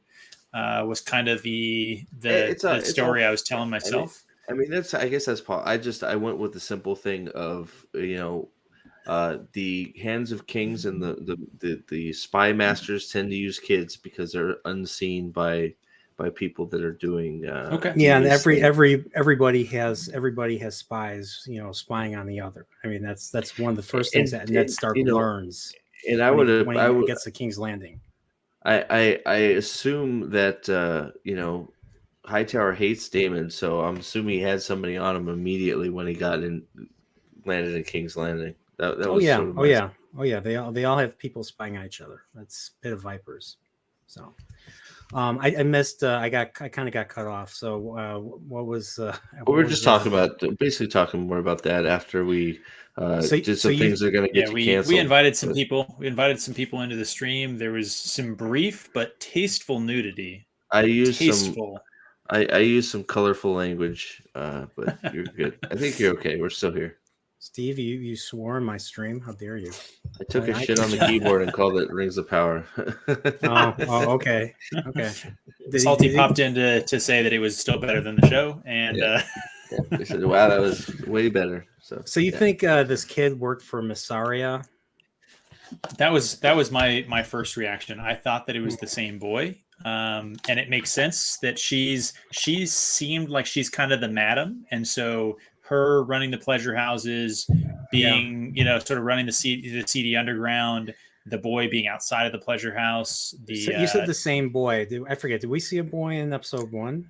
No, the same boy in this episode, the one that follows her out of the pleasure house that goes to the Red Keep, and the one that walks back in with Masseria and Damon when he's lying in the cot, and there's a boy that walks up and talks to her. I didn't even. Okay, that's okay. I did not pay attention to that when I was writing notes. It might not be.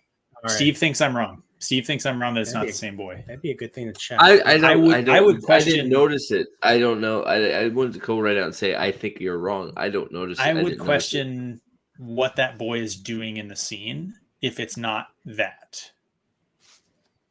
That boy looked terrible too. They did a good job making that kid look sickly as hell. Sorry. Yeah, especially if you're eating rats or bowl of browns and flea bottom. Anybody would be sick. Yeah. Little boy. Yeah. He looked terrible. Yeah, he looked terrible. All right. I'm just saying they did a good job of making him look terrible. He looked terrible. Yeah. Yeah. So as opposed to other shows that just look terrible unintentionally. And yep. And so even though it didn't go all the way through with Damon, but she does seduce Sir Kristen. She walks back in and she takes his helm and she starts playing keep away. She's like, "Give me your." She's like, "Give me my helm back." He's like, "I'm not." He's like, "I'm not doing this."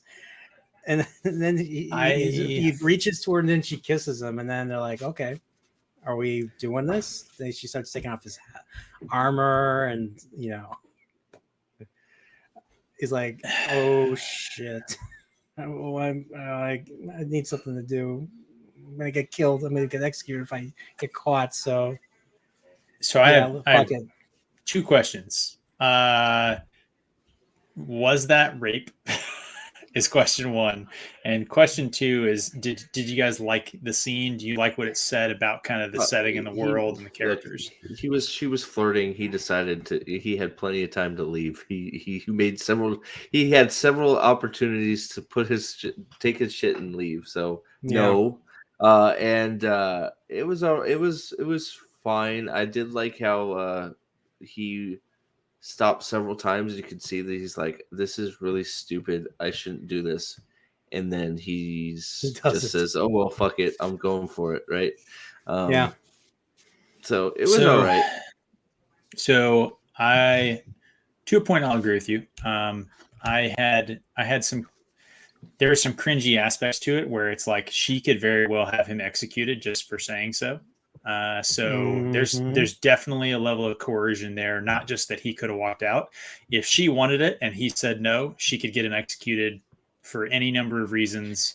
Yeah, all sorts of stuff. Yeah, so like there's some creepiness there. It's just like I don't know if you're familiar. Once again, going back to Old Testament, you guys familiar with Joseph? Well, he got in trouble with one of the officials' wives. Because she was trying to advance on him, and he said no. I mean, well, that's fine, but maybe that's why maybe those are the things he's weighing, is because there were several times where he sort of like, I mean, especially the one time he puts his hands on his knees and he's like, "Am I really doing this?" And then they go for it. So, I mean, I think that could have been part of what you're thinking he is going through his head. It's like, do I really have a choice? But my point is that if he's acknowledging that he doesn't have a choice, then it's but that's the thing. We don't know that that's what he's going in his head. It could be his do I want to do this or do I not? It could be if I don't do this, she could have me killed. But there's also, I don't think there's anything in that relationship so far that would make him think that him saying, "No, this is not smart. I'm not going to do this," would lead her to go out and have him executed. He's done, they sat in the forest and he's protected her from the boars and all that shit. So I feel like that's part of why she wanted to sleep with him, was because they have a decent relationship. They seem to have a good relationship that way. But Yeah. She second specifically best chose choice. him. But She specifically chose him for the Kingsguard. So yeah. Okay, so you guys don't think it was as unconsensual as I was reading it. I've definitely read that he was coerced into it. Not that he wasn't willing, but that he was still coerced into it. But the one thing I'll say, he was coerced into it. But I think it was just another woman tempting a man to do something he shouldn't do, and then he just made a bad decision and said fuck it. Well, and if we were in his head, then maybe it would be different. If it was like, fuck, if I don't do this, I'm gonna die, then of course then it's a little different. But we have no idea what his inner monologue is, other than he's hesitated 2 or 3 times for whatever reason we don't know. Yeah. So the thing that I liked about the scene was her taking off his cloak and him holding it and kind of like pausing over it for a second, because betrayal of his oaths, and like that showed some thoughts that he was going through. I thought that was okay. What I disliked was the fact that they've established that the Kingsguard apparently guards her room even when it's empty, because he was standing guard when she initially walked up and entered the room instead of following her to the door. So the whole time that he's in the room banging her, any servant that walked by should have been like, why is there not a guard on her door? She snuck out. He thinks she's in the room, doesn't she? True. I'm saying when he goes into the room and they are coupling, that would have been a huge freaking giveaway. That's how Griffith and Berserk gets caught doing his little deed with the princess. Yeah, if you're familiar with Berserk, that is. Yeah. Because he did serve. Yeah, like you said, there's servants. There's eyes everywhere in the key. There's always people. There's always somebody looking. There's always eyes, and there's always someone reporting to somebody else. And we know the servants saw her come in late at night, and always eyes watching. I guarantee you, a servant who noted the princess coming in disguised late at night, probably going to do a drive by that room, probably going to try and listen at the door, probably going to try and do something. Somebody would have noticed that the Kingsguard, who's supposed to be guarding the heir to the kingdom, was not on duty in the middle of the night. And that, to me, I was like, I get they're trying to set the two of them up. It should have been when he was off duty. It should have been some other time. My personal thoughts. Maybe I'm just nitpicking. Well, Lady Balefire is probably agreeing with me.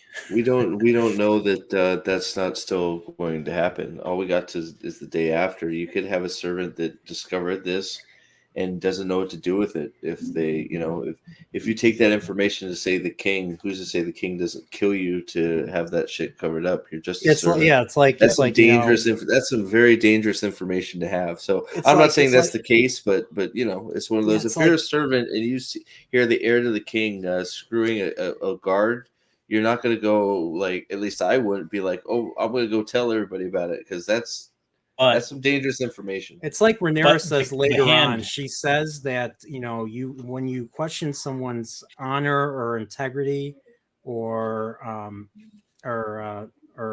whatever, it's treason. Like UK. So except for the fact that Otto has already introduced that he questioned the servants, and the servants gave him true answers about having seen Ronira around. So if he's already questioning the servants, he would have gotten wind that a Kingsguard abandoned his post at potentially the time that the heir apparent was gone, right? Because the time difference would not have made sense to anybody who didn't see her walk back into the room the way that we did. So he would have been asking servants what happened, and he would have got, well, she came back really late, and he would have gotten like, well, I walked by the queen, the heir's room, and there was no guard out front. Like, he would have gotten all of those pieces of information together as he was questioning the servants. So that's why I noted it. I thought that it would have come up. It would have been a problem. So no, it's not a bad point. So no, I'm not. I'm just saying, that's sort of a nuke. So I would be careful how I handled that information. Fair. I mean, we got people informing that she was in a pleasure palace with Damon, so I think maybe if it's a nuke, it's a tactical nuke compared to the one that was sent off earlier. Yeah. Anyway, So- sorry for another sidetrack. No, it's fine. That's fine. So we already talked about Otto getting the message from the kid, the white worm, or whoever the white worm. I don't know if the kid was the white worm or someone the kid was working for. But yeah, so Otto gets wind of what happened, and of course, then we have that really quick scene with Damon and Missaria, or Common Whore as he calls her. And then, of course, the next scene we get is Otto. Otto visits the king. He's nervous, and of course, he breaks the news about Rhaenyra and Damon at the pleasure house. And I love the king's response here. I love how the king just like at first he doesn't believe him. But then he ends up finally seeing what Otto is trying to do. He sees Otto using this as an opportunity for himself, which is what all the audience has been thinking ever since episode 1. Yeah. So it's And he kind of made him nice say to it. see him not be an idiot for once. Yeah, He was and like, making he him reminded me say of it I thought Jesse. was good. He made me think of Steve. You would appreciate this. He kind of made me think of Jesse Pinkman a little bit. Jesse Pinkman figured out in the final season that Walter was just manipulating him and everything. It was the same. To me, it was the same. It made me think of that. It just made me think of that. Well, my question is do you think Otto do you think he knows he was wrong, or do you think he intentionally said Damon knowing that he never slept with Rhaenyra? I think that he thinks the information's good. I think one of the interesting things about his character, or at least the thing that I've kind of liked about what we've been shown his character so far, is that he's scheming, but he's actually acting. He's acting pretty correctly for his role. I think he actually is probably a good hand. He's just playing a side bet, right? So he's placing side bets as he does what he's supposed to be doing. I don't think he's trying to screw the series. He's just trying to position himself better with the information Yes. that he's given. Yeah. Yeah. Do I think that he was upset about bringing this news? Nope. I don't think so at all. Oh, But no, I he think, wanted to Yes. bring that news. but I think that he doesn't think it's a lie. I think he probably believes Oh, it no, when he no, tells it. he believes it. No, he trusts that source. That's one thing the show I think really made clear. So, and then of course, yeah. So he believes this, and of course, this sets up what ultimately happens at the end. At least what I think happens at the end, where Viserys gets rid of him or fires him or whatever. I don't know, lets him makes him step down, resign or whatever. Will it happen? I have to wait to see till next week. So, but yeah, but it's just like the whole idea of him spying on his daughter was, I think, what really rubbed the king the wrong way. So it once again, like it's nice it was interesting. The other interesting thing was that whole conversation. Alison was in the room the whole time, and what's funny was Alison. I think this goes right into the next scene, where of course Rhaenyra ends up getting a message from Kristen from Alison saying we need to meet. So they meet in front of the weirwood tree, and Alison's very upset. Like I was trying to figure out like why Alison is so invested in Rhaenyra's virtue, if you know what I'm getting at. I was curious. I mean, like I need that, like I know they're friends and everything, but I'm just like I'm trying to think why she really cares about like what Rhaenyra does, because I thought they weren't really getting along too well. I don't know. It seems to go back and forth, right? Their relationship's a little confusing. I mean, they're friends, they're not friends, they're mad at each other. It seems like just like I don't know, just it's on again, off again friendship. But I mean, I think deep down that they, even though they're fighting, I guess you're supposed to think that she still cares for her and she's bring this information to sort of, I guess, I don't know, straight up accuse her, or just see if it's true, or just say that, you know, I guess get the truth of it, I guess. I don't know. Do you think that she was perhaps coerced by her father to ask these questions? No, I You don't don't think so. So you, I Pips? think that so I said before, I think the relationship they're building between the two of them is one of the stronger parts of this episode. I think that was actually the legitimate question of a friend, somebody who actually maybe wants the best interest of her. But I think there's also some potential jealousy and some anger and stuff like that mixed in with it, because Yeah. Alison is clearly unhappy in her relationship. Yeah. And she, I think, you know, maybe she doesn't want to admit it to herself, but the idea that her friend, former friend, associate, whatever, is going to have to partake in a similar bond where she's going to have to just, for the good of the realm, do whatever, and is going to have to lie there and think of England, to quote Lady Balefire, quoting someone else. Then I think that that felt like a bond between the two of them. And then to find out that actually Ronira is going around pleasure houses, hooking up with whoever she wants, I think that's where the anger came from. Maybe jealousy of her freedom to do whatever Yeah. she wants, even though she is the heir to the. That's Yeah. actually a good point. Jealousy of that's freedom, something I I didn't think, think is about. the- Yeah, is because the that's right what way- she keeps. That's what brought. Yeah, because like once again, it sets up earlier like her being like just being locked up in the castle, locked up in the tower, and expected to give birth to heirs, and that's just the life that she just doesn't want. Right, She's and that's just the not life. happy. That's the life So- Allison's living right Yes. now, and So, So you, so, you know yeah. you might be on. You're right, probably right. So- I so- think you're right on the money. You're right on Yeah. the money there with that. That's a very good fucking point. So. very good fucking point. Shit. Hey, this is an HBO an show. hour I and can- 45 minutes into the chat, we can start swearing. Got it. Yeah. Noted. Is this where you take your top off because you know there was a brothel in the episode? I'm not doing it, but you know, I mean, well, you see the top of my head. I guess that's true. That's nudity as possible. So Nudity, yeah. Yeah. I'm with you, brother. Archie, it's an Archie bunkerism. You know, mispronouncing words. You know, for humorous sake. You know. Yeah. Okay, but I actually, you know, I like that scene too. I'm thinking like, why is she asking these questions? What is this? What's in this for her? And then, you know, Prophet Steve, you answered that question for me. Thank you. Hey, You're man, my hero. Steve, you're my hero. At least You're I'm my good hero, for too. something, man. I mean, come on, right? Pips, Holding this I'll shit be up. honest. You're really killing it with asking these really good questions this stream. Like you got me thinking too. So you're my hero too, Pips.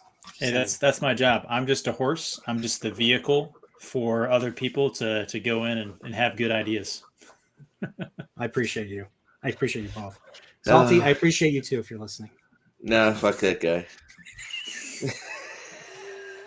Okay, I shouldn't laugh. I shouldn't laugh. It's mean. It'll be interesting if he sees the replay. He'll get that, and I'll get a mean note in the morning. Be like, "Fuck you too, buddy." Oh, sorry. I thought we were supposed to be running a good, clean I'm not your stream guy, here. friend. All of a sudden, And, all of a sudden, it's South Park. I'm not your guy, buddy. I'm Yeah. not your buddy, pal. I'm not your pal, friend. Yeah. I'm not your pal, friend. Yeah, Yeah. like floating away on the boat. That's the. I'm not your friend, guy. Nerd Porio is regretting all of the invitations to this stream. All right, and then this next part actually, I actually kind of paid more attention to. So we see Damon kind of stumbling back to the keep, and then he gets taken by force by I forget the name of that one Graham McTavish. Was he just that drunk? Is that what? Is he just? I mean, or did he? He's that hungover? Because we didn't see him drink a lot. So are we supposed to like just deduce that he just after deciding not to get some with Ronira that he just got fucking hammered? I think so. The scene of him laying there in the cot in the basement of whatever place, like he did not have a strong night after that. No, Yeah, that's you don't what, wake that's up what I and- assumed. Yeah. you don't wake up in a dungeon with your former ex-girlfriend standing over you in a pissed off mood and have that chalk into the win column.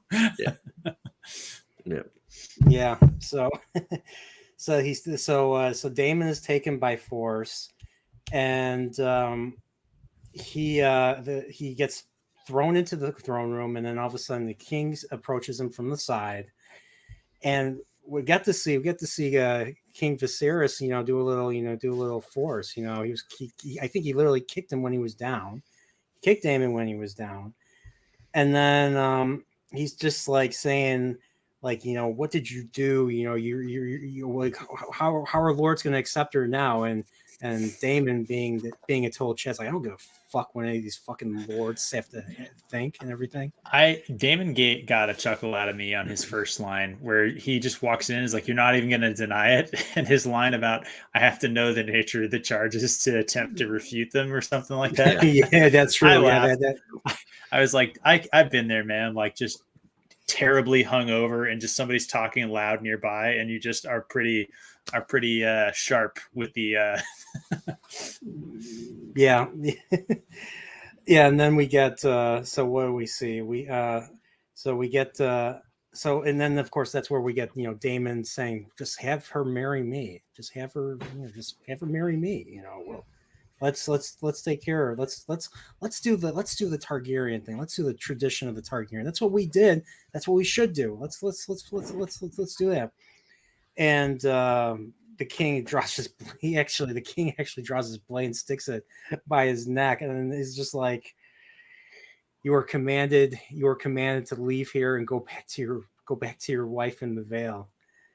And I put down again. So it was like, Damon came back, he tried and he failed, and I just had the horn theme from Price is Right when Damon heard that news. Bum, bum, bum, bum, lost his Price is wrong, Bob. He's been ordered there before. He ain't going. Yeah, he's probably gonna go back to Dragonstone he ain't going. Driftmark or something. He's gonna go get into some more trouble. That's just Yeah. So we get that, and of course then there's another scene with the king and Alison. They talk about Ronira, and she trusts that Ronira is still a virgin. Blah blah blah.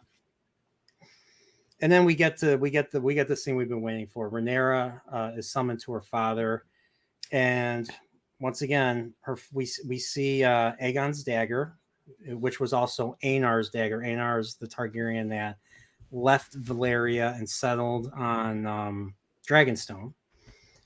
And of course, we find out that inscribed on this dagger is, from my blood came the prince that was promised, and his will be the Song of Ice and Fire, which was, once again from the book Clash of Kings.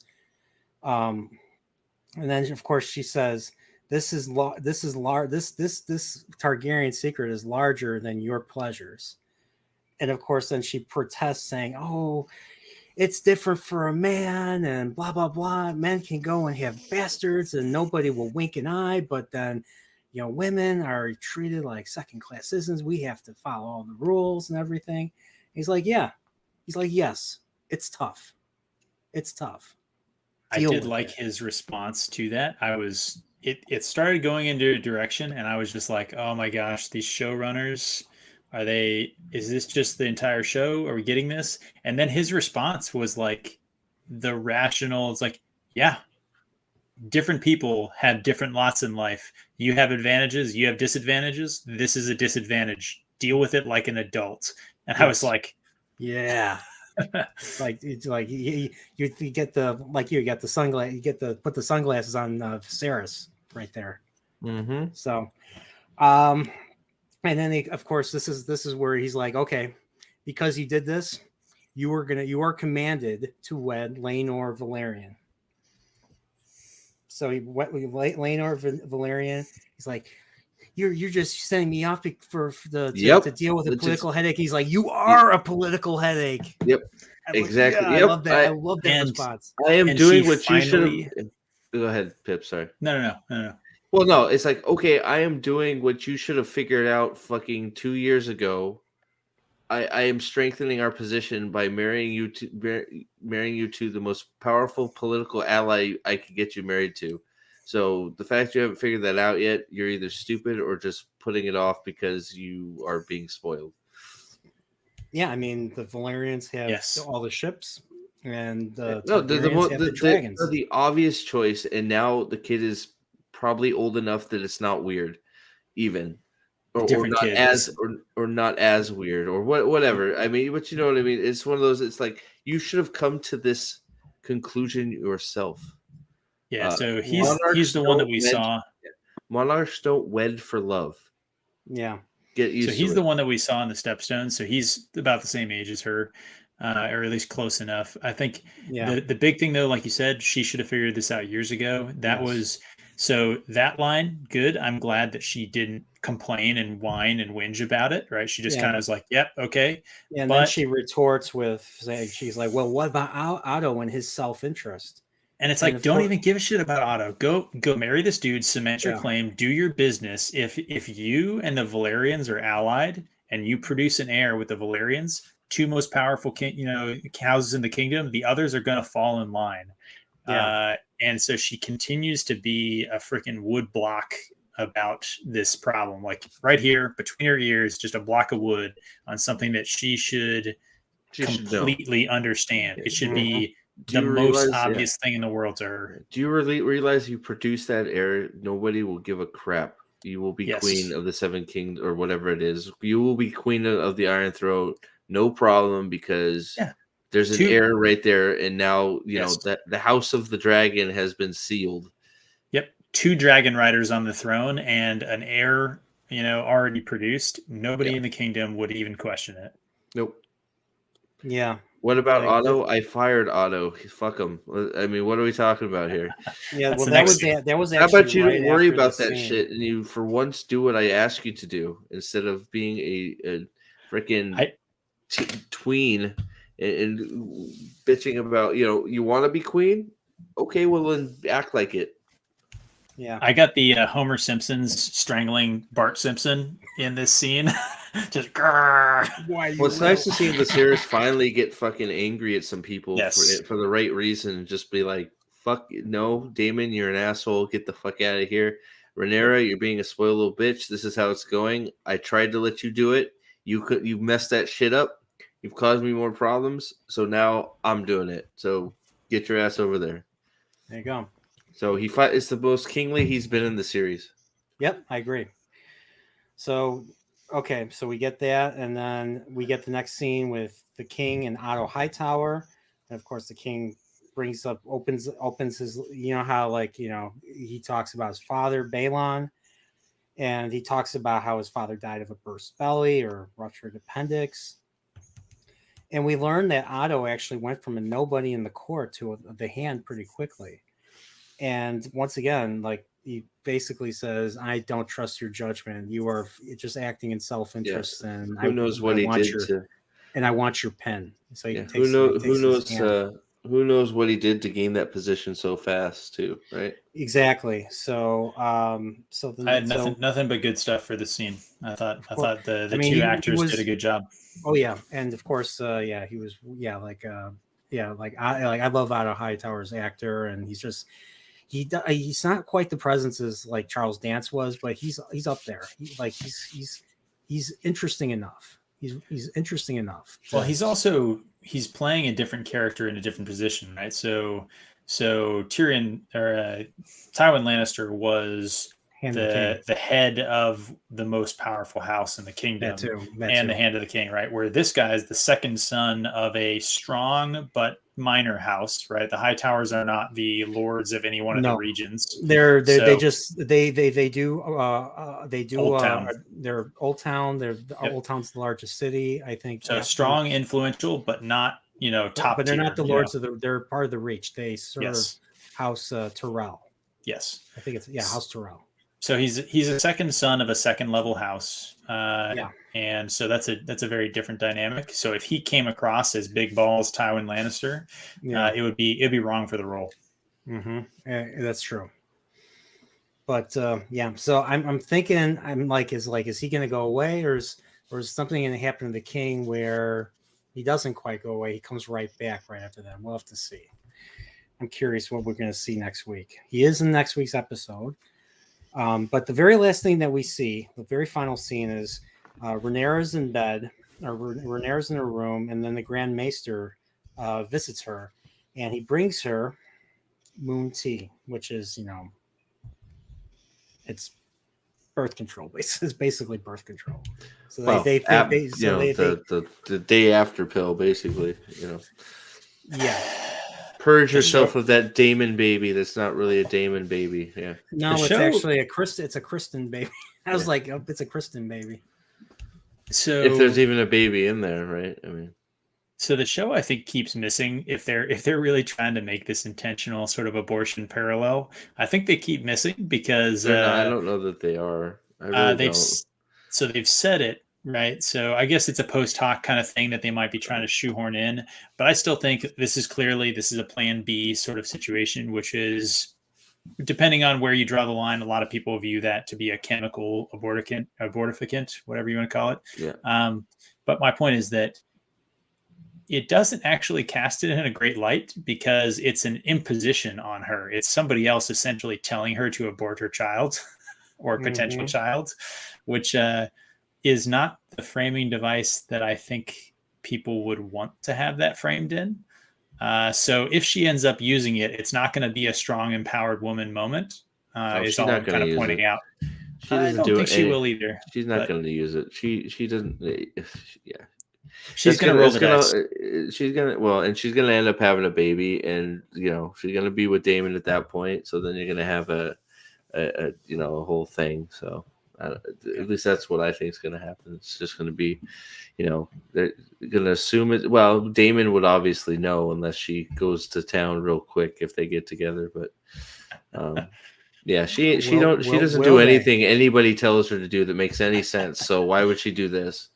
Good point. That's the strong argument. Well, she just spill it out and hey, say I took it, I did it.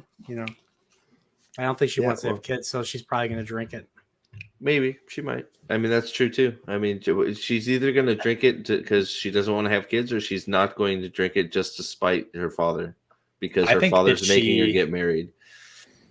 I think that she will not drink it because she doesn't want to admit that she lied to her father or lied to Alison, whatever. She I think is not going to want to admit to it.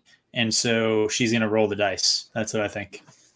Whether or not something bad happens with it, I don't see her taking it, but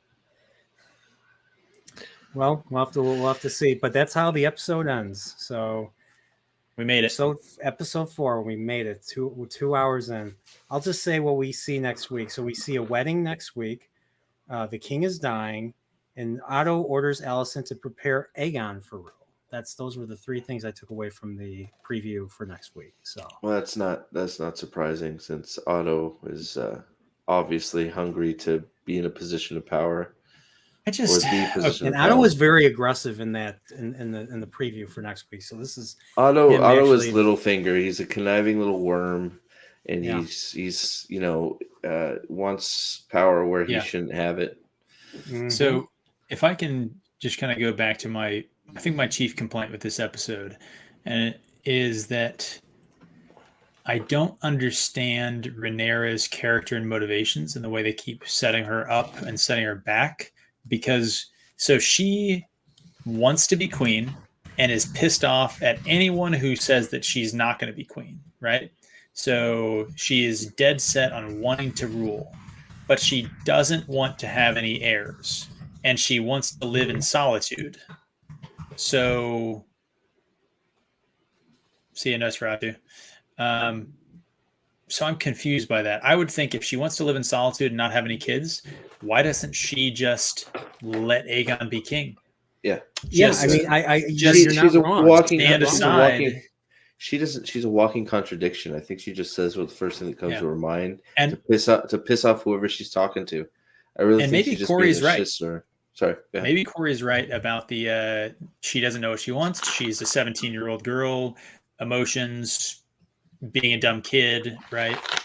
Maybe that's what it is. But to me, it's real frustrating to watch. I wish that she would just freaking pick a lane, you know? Yeah. They need to stop. You're right. It's like a washing machine. It's just like, Yeah.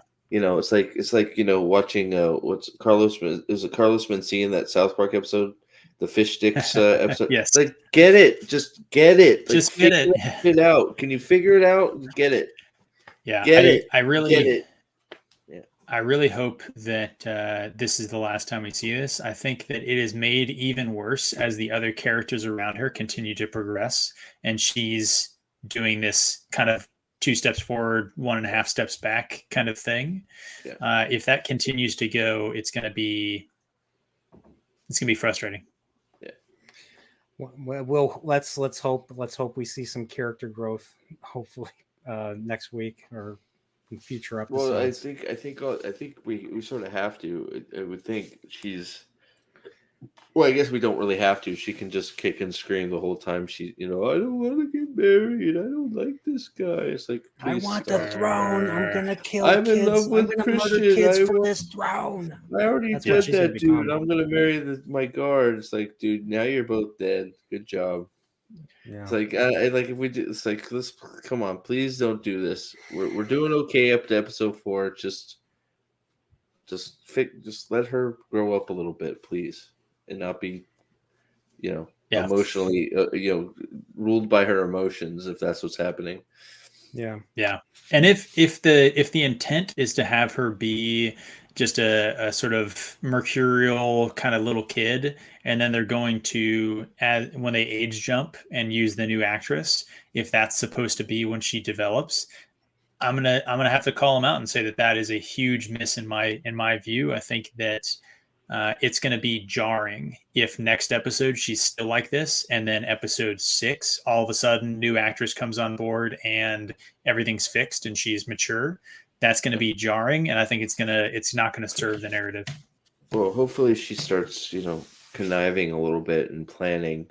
Even if she's upset that this is happening, maybe she can do it. Be like, I don't want to do this, but I'm going to do it. But I'm going to fucking do it my way or something. Just sort of take the reins and figure out what she wants to do instead of just going, I don't want to do this. It's like, okay, well, figure out this. You're my I don't queen. want it. Yeah, I don't want. It's like, just okay. Well, it's like fine, Yeah. great. Well, this is how it is. Grab the reins and steer it. Steer the car a little bit. Figure out what you're gonna do. But Make I a decision. agree. Like just like figure yourself out. Figure it out. Fucking mind. I swore again. Sorry. So, but yeah, so we made it to the end of the episode. So, any final thoughts before we close? I have to get up early tomorrow. I'm exhausted, brother. I enjoyed the episode. With hopefully 5 fixes some of these problems with Ronira. Everything. I mean, I enjoyed it quite a bit. I'm still enjoying it. What was your score? How many dragons out of 10? I hate giving scores, but I think it was an 8. I think 8.5. Eight Dracaris out of 10.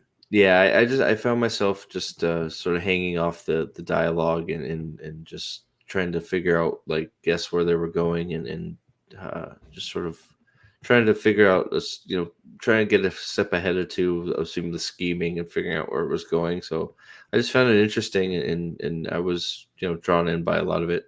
I didn't need a fight scene in it. I mean, the one little fight scene was fine with the little kid overcoming the big guy.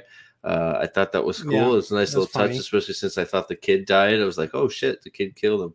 So I'm sure that's going to come back somewhere if they have a few seasons. That kid's going to show up somewhere. Well, not even a few seasons. I mean, the grown-up time jump, he's going to become a young man. So I'm sure that's coming back somewhere. Well, you Pips, has your score changed at all? Your feelings changed talking about the episode?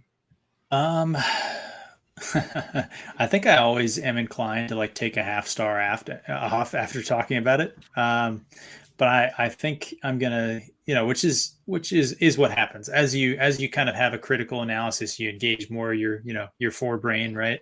Yeah. You're going to highlight some of the things that are discontinuities. So that's not unique to the show.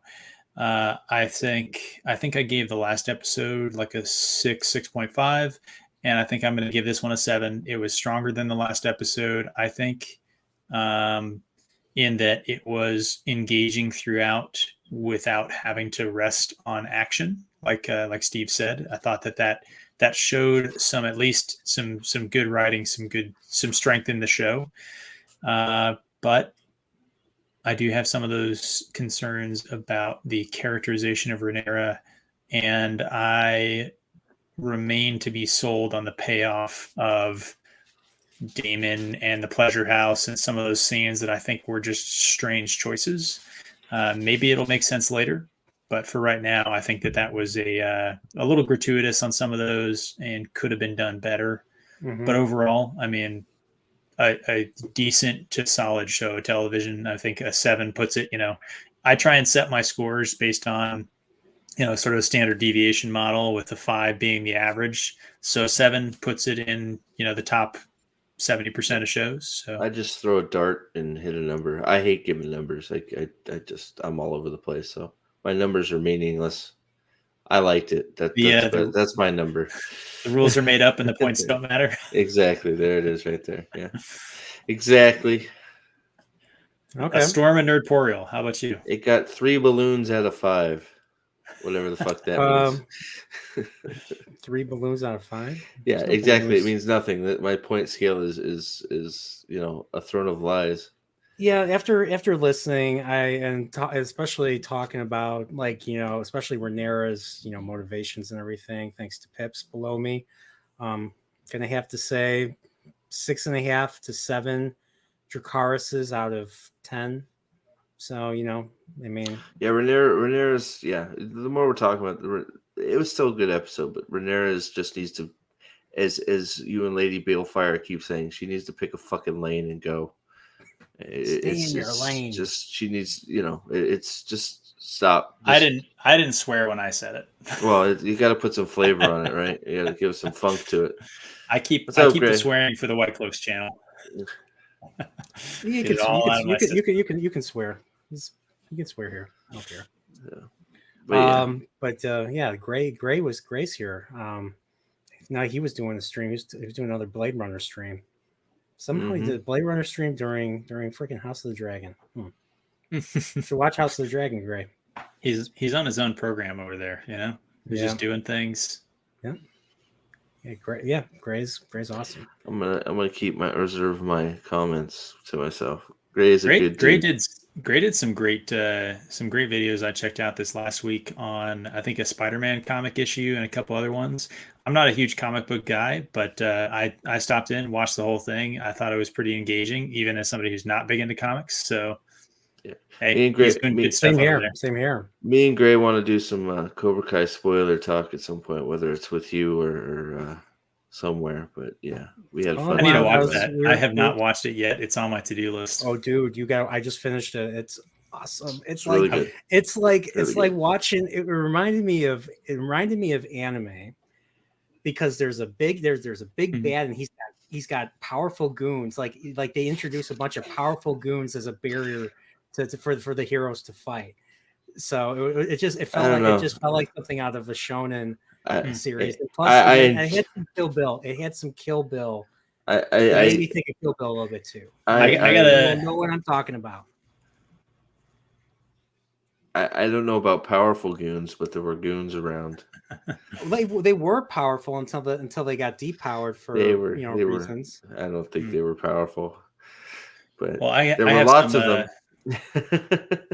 I have some cross country flights ahead of me at the end of this week, so I got it saved up for the airplane ride. There you go. But yeah, it was a great season. It was hilarious. It was fantastic. It was a lot. Like, some people think that if the show got canceled, like, this would be would be almost the perfect ending for the show. I mean, there are still some things that have not been addressed yet. It could, but there's no way they're not doing the world tournament. There's no way. The world tournament, and of course, another character's redemption, a certain character's redemption, in my opinion. What, Kreese? Yeah. No, they're not gonna redeem his ass. Oh yeah, yes they are. Oh, I think they are. No, they're not. I think No, they are. she's gonna team. He's gonna team up with crazy Asian karate chick, and they're gonna be the new bad Cobra Kai. All right, you guys are spoiling this Oh, for sorry. me here. I'm gonna Sorry, have to sorry, keep yes, talking about sorry. this. Let's, sorry, guys. See, this is what I need a spoiler I think they're, talk. but I think they've been setting this up ever since It's he came Gray's back. fault. There is Mhm. no redeeming Kreese. He's a giant piece of crap. I disagree. hey, I disagree. hey. There's more to Kreese than meets the eye, and we see that in this Yeah, season. he's got two actually. assholes, one on his head and one in his ass. I'm a sucker for redemptions. I want to see him. Oh boy. All right, I'll shut up about Cobra Kai. Sorry, this is why I All need a right. spoiler stream. So, Yeah, I won't say anything else, but it was pretty great. awesome. It was The really fight. good. The fights were. I was scared. I'll be honest. There was points where I was scared. So I'll just say and that. some of them was like, ooh, yeah. No, I'm with you.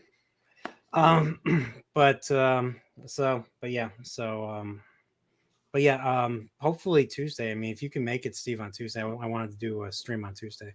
Yeah, well, yeah. I know you messaged me, so I'll see what. Hopefully, I can. We'll see. There's one other person I've messaged, and I'm going to try and message a couple other people too, and we can all talk about it. So I'm probably going to rewatch the season. I took some notes for the first couple episodes. I'm going to take notes for the rest of the episodes to have something to discuss. And so Tuesday, hopefully early evening, probably 5 p.m. Central or whatever. So spoilers, there'll be spoilers. So pips, don't watch it. So. But other than that, yeah, I enjoyed this episode. Once again, 6.5 out of 10 Dracaruses, burning, especially burning King's Landing, or the Dracaruses that came out of those statues. I'll say that. And I'm excited for the rest of the show. It's still without any action. It was still more compelling and interesting than the show that I appeared on, because yeah, Bezos took a shit in my direction. So. Anytime you think this show is bad, all you gotta do is open about 10 minutes of Rings of Power, and you're like, wow, House of the Dragon is so don't. good. No hate watching, people. Anybody who's watching this, no hate watching. Give them nothing. I have Give them nothing. Take from them everything. You can just watch you can just go watch my video. It has some of Rings of Power in it. I just made a video. I have a means of watching. I can watch it without watching. So. You mean watching on Amazon Prime legally? Yeah, of course, absolutely. Good. Of course. Good. Okay, good. Don't do that though. Of course, I won't do that. But yeah, other than that, so this is where we're going to conclude the stream. So, this is where everybody is going to plug their channels. So Pips, since you were here first and you were very awesome this stream, asking all these questions. I'll let you start. What do you got going on? Honestly, not a whole lot. So I'm on a bit of a vacation here, different setting, as you can probably tell behind me if you pay attention, which most people probably don't. But so I'm on the road. So is one of my fellow Whitecloaks is doing stuff this week. I think he's moving apartments. So we got a couple little odds and ends dropping this week. We'll be back with the rewatch probably next weekend, recording it, dropping it the next week. But otherwise, hey, all I got this week was making a sweet invite with you on this channel. So again, thanks for watching, or thanks for having me, and it was a blast being on with you. I appreciate that. Thank you. About you, Steve, what's going on with you?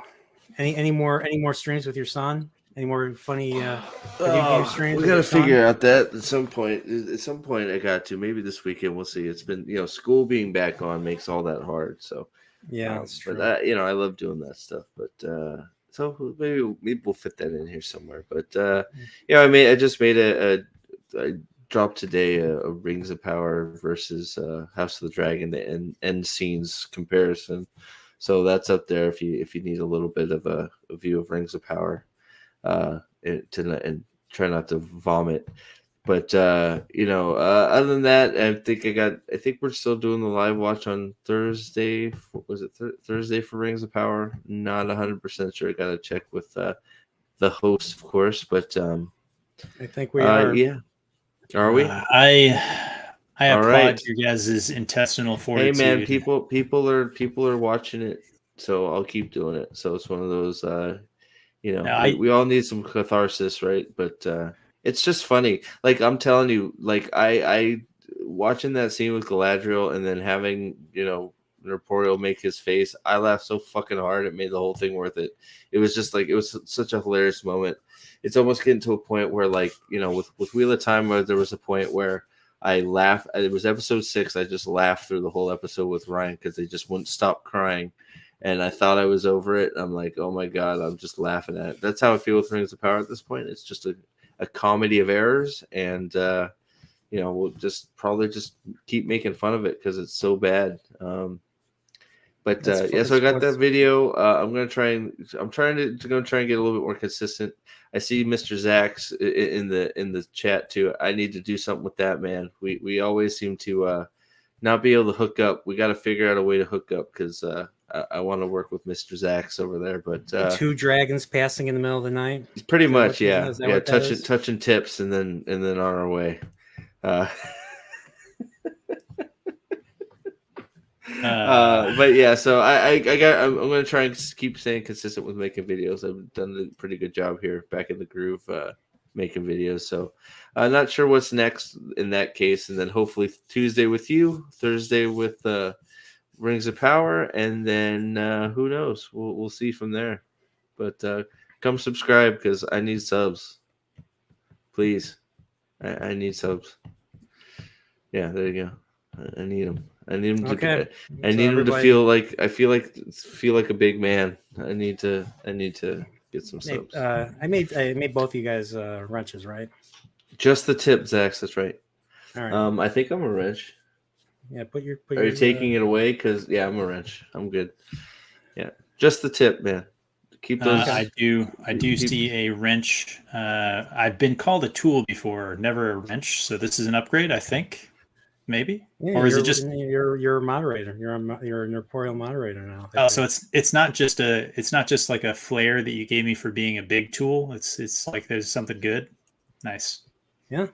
Thanks, man. If you want to put your shit in, the chat. You can do that. So Norporiel is tired. He is just letting the cussing fly. I love it. Go another hour. His shirt's gonna be off, and he's gonna be like. It's not just that I'm sitting on a hard chair. I just want to get up.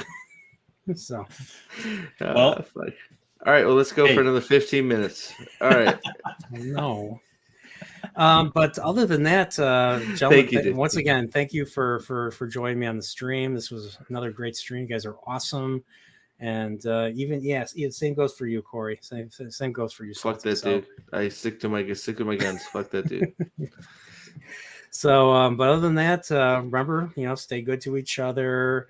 Always look forward, and may the wings of Norporiels carry you to the next episode or the next after show of House of the Dragon. And let's just say, I don't care what the copyright bots do. I'm gonna just do it again. So once again, let's go back and see Westeros.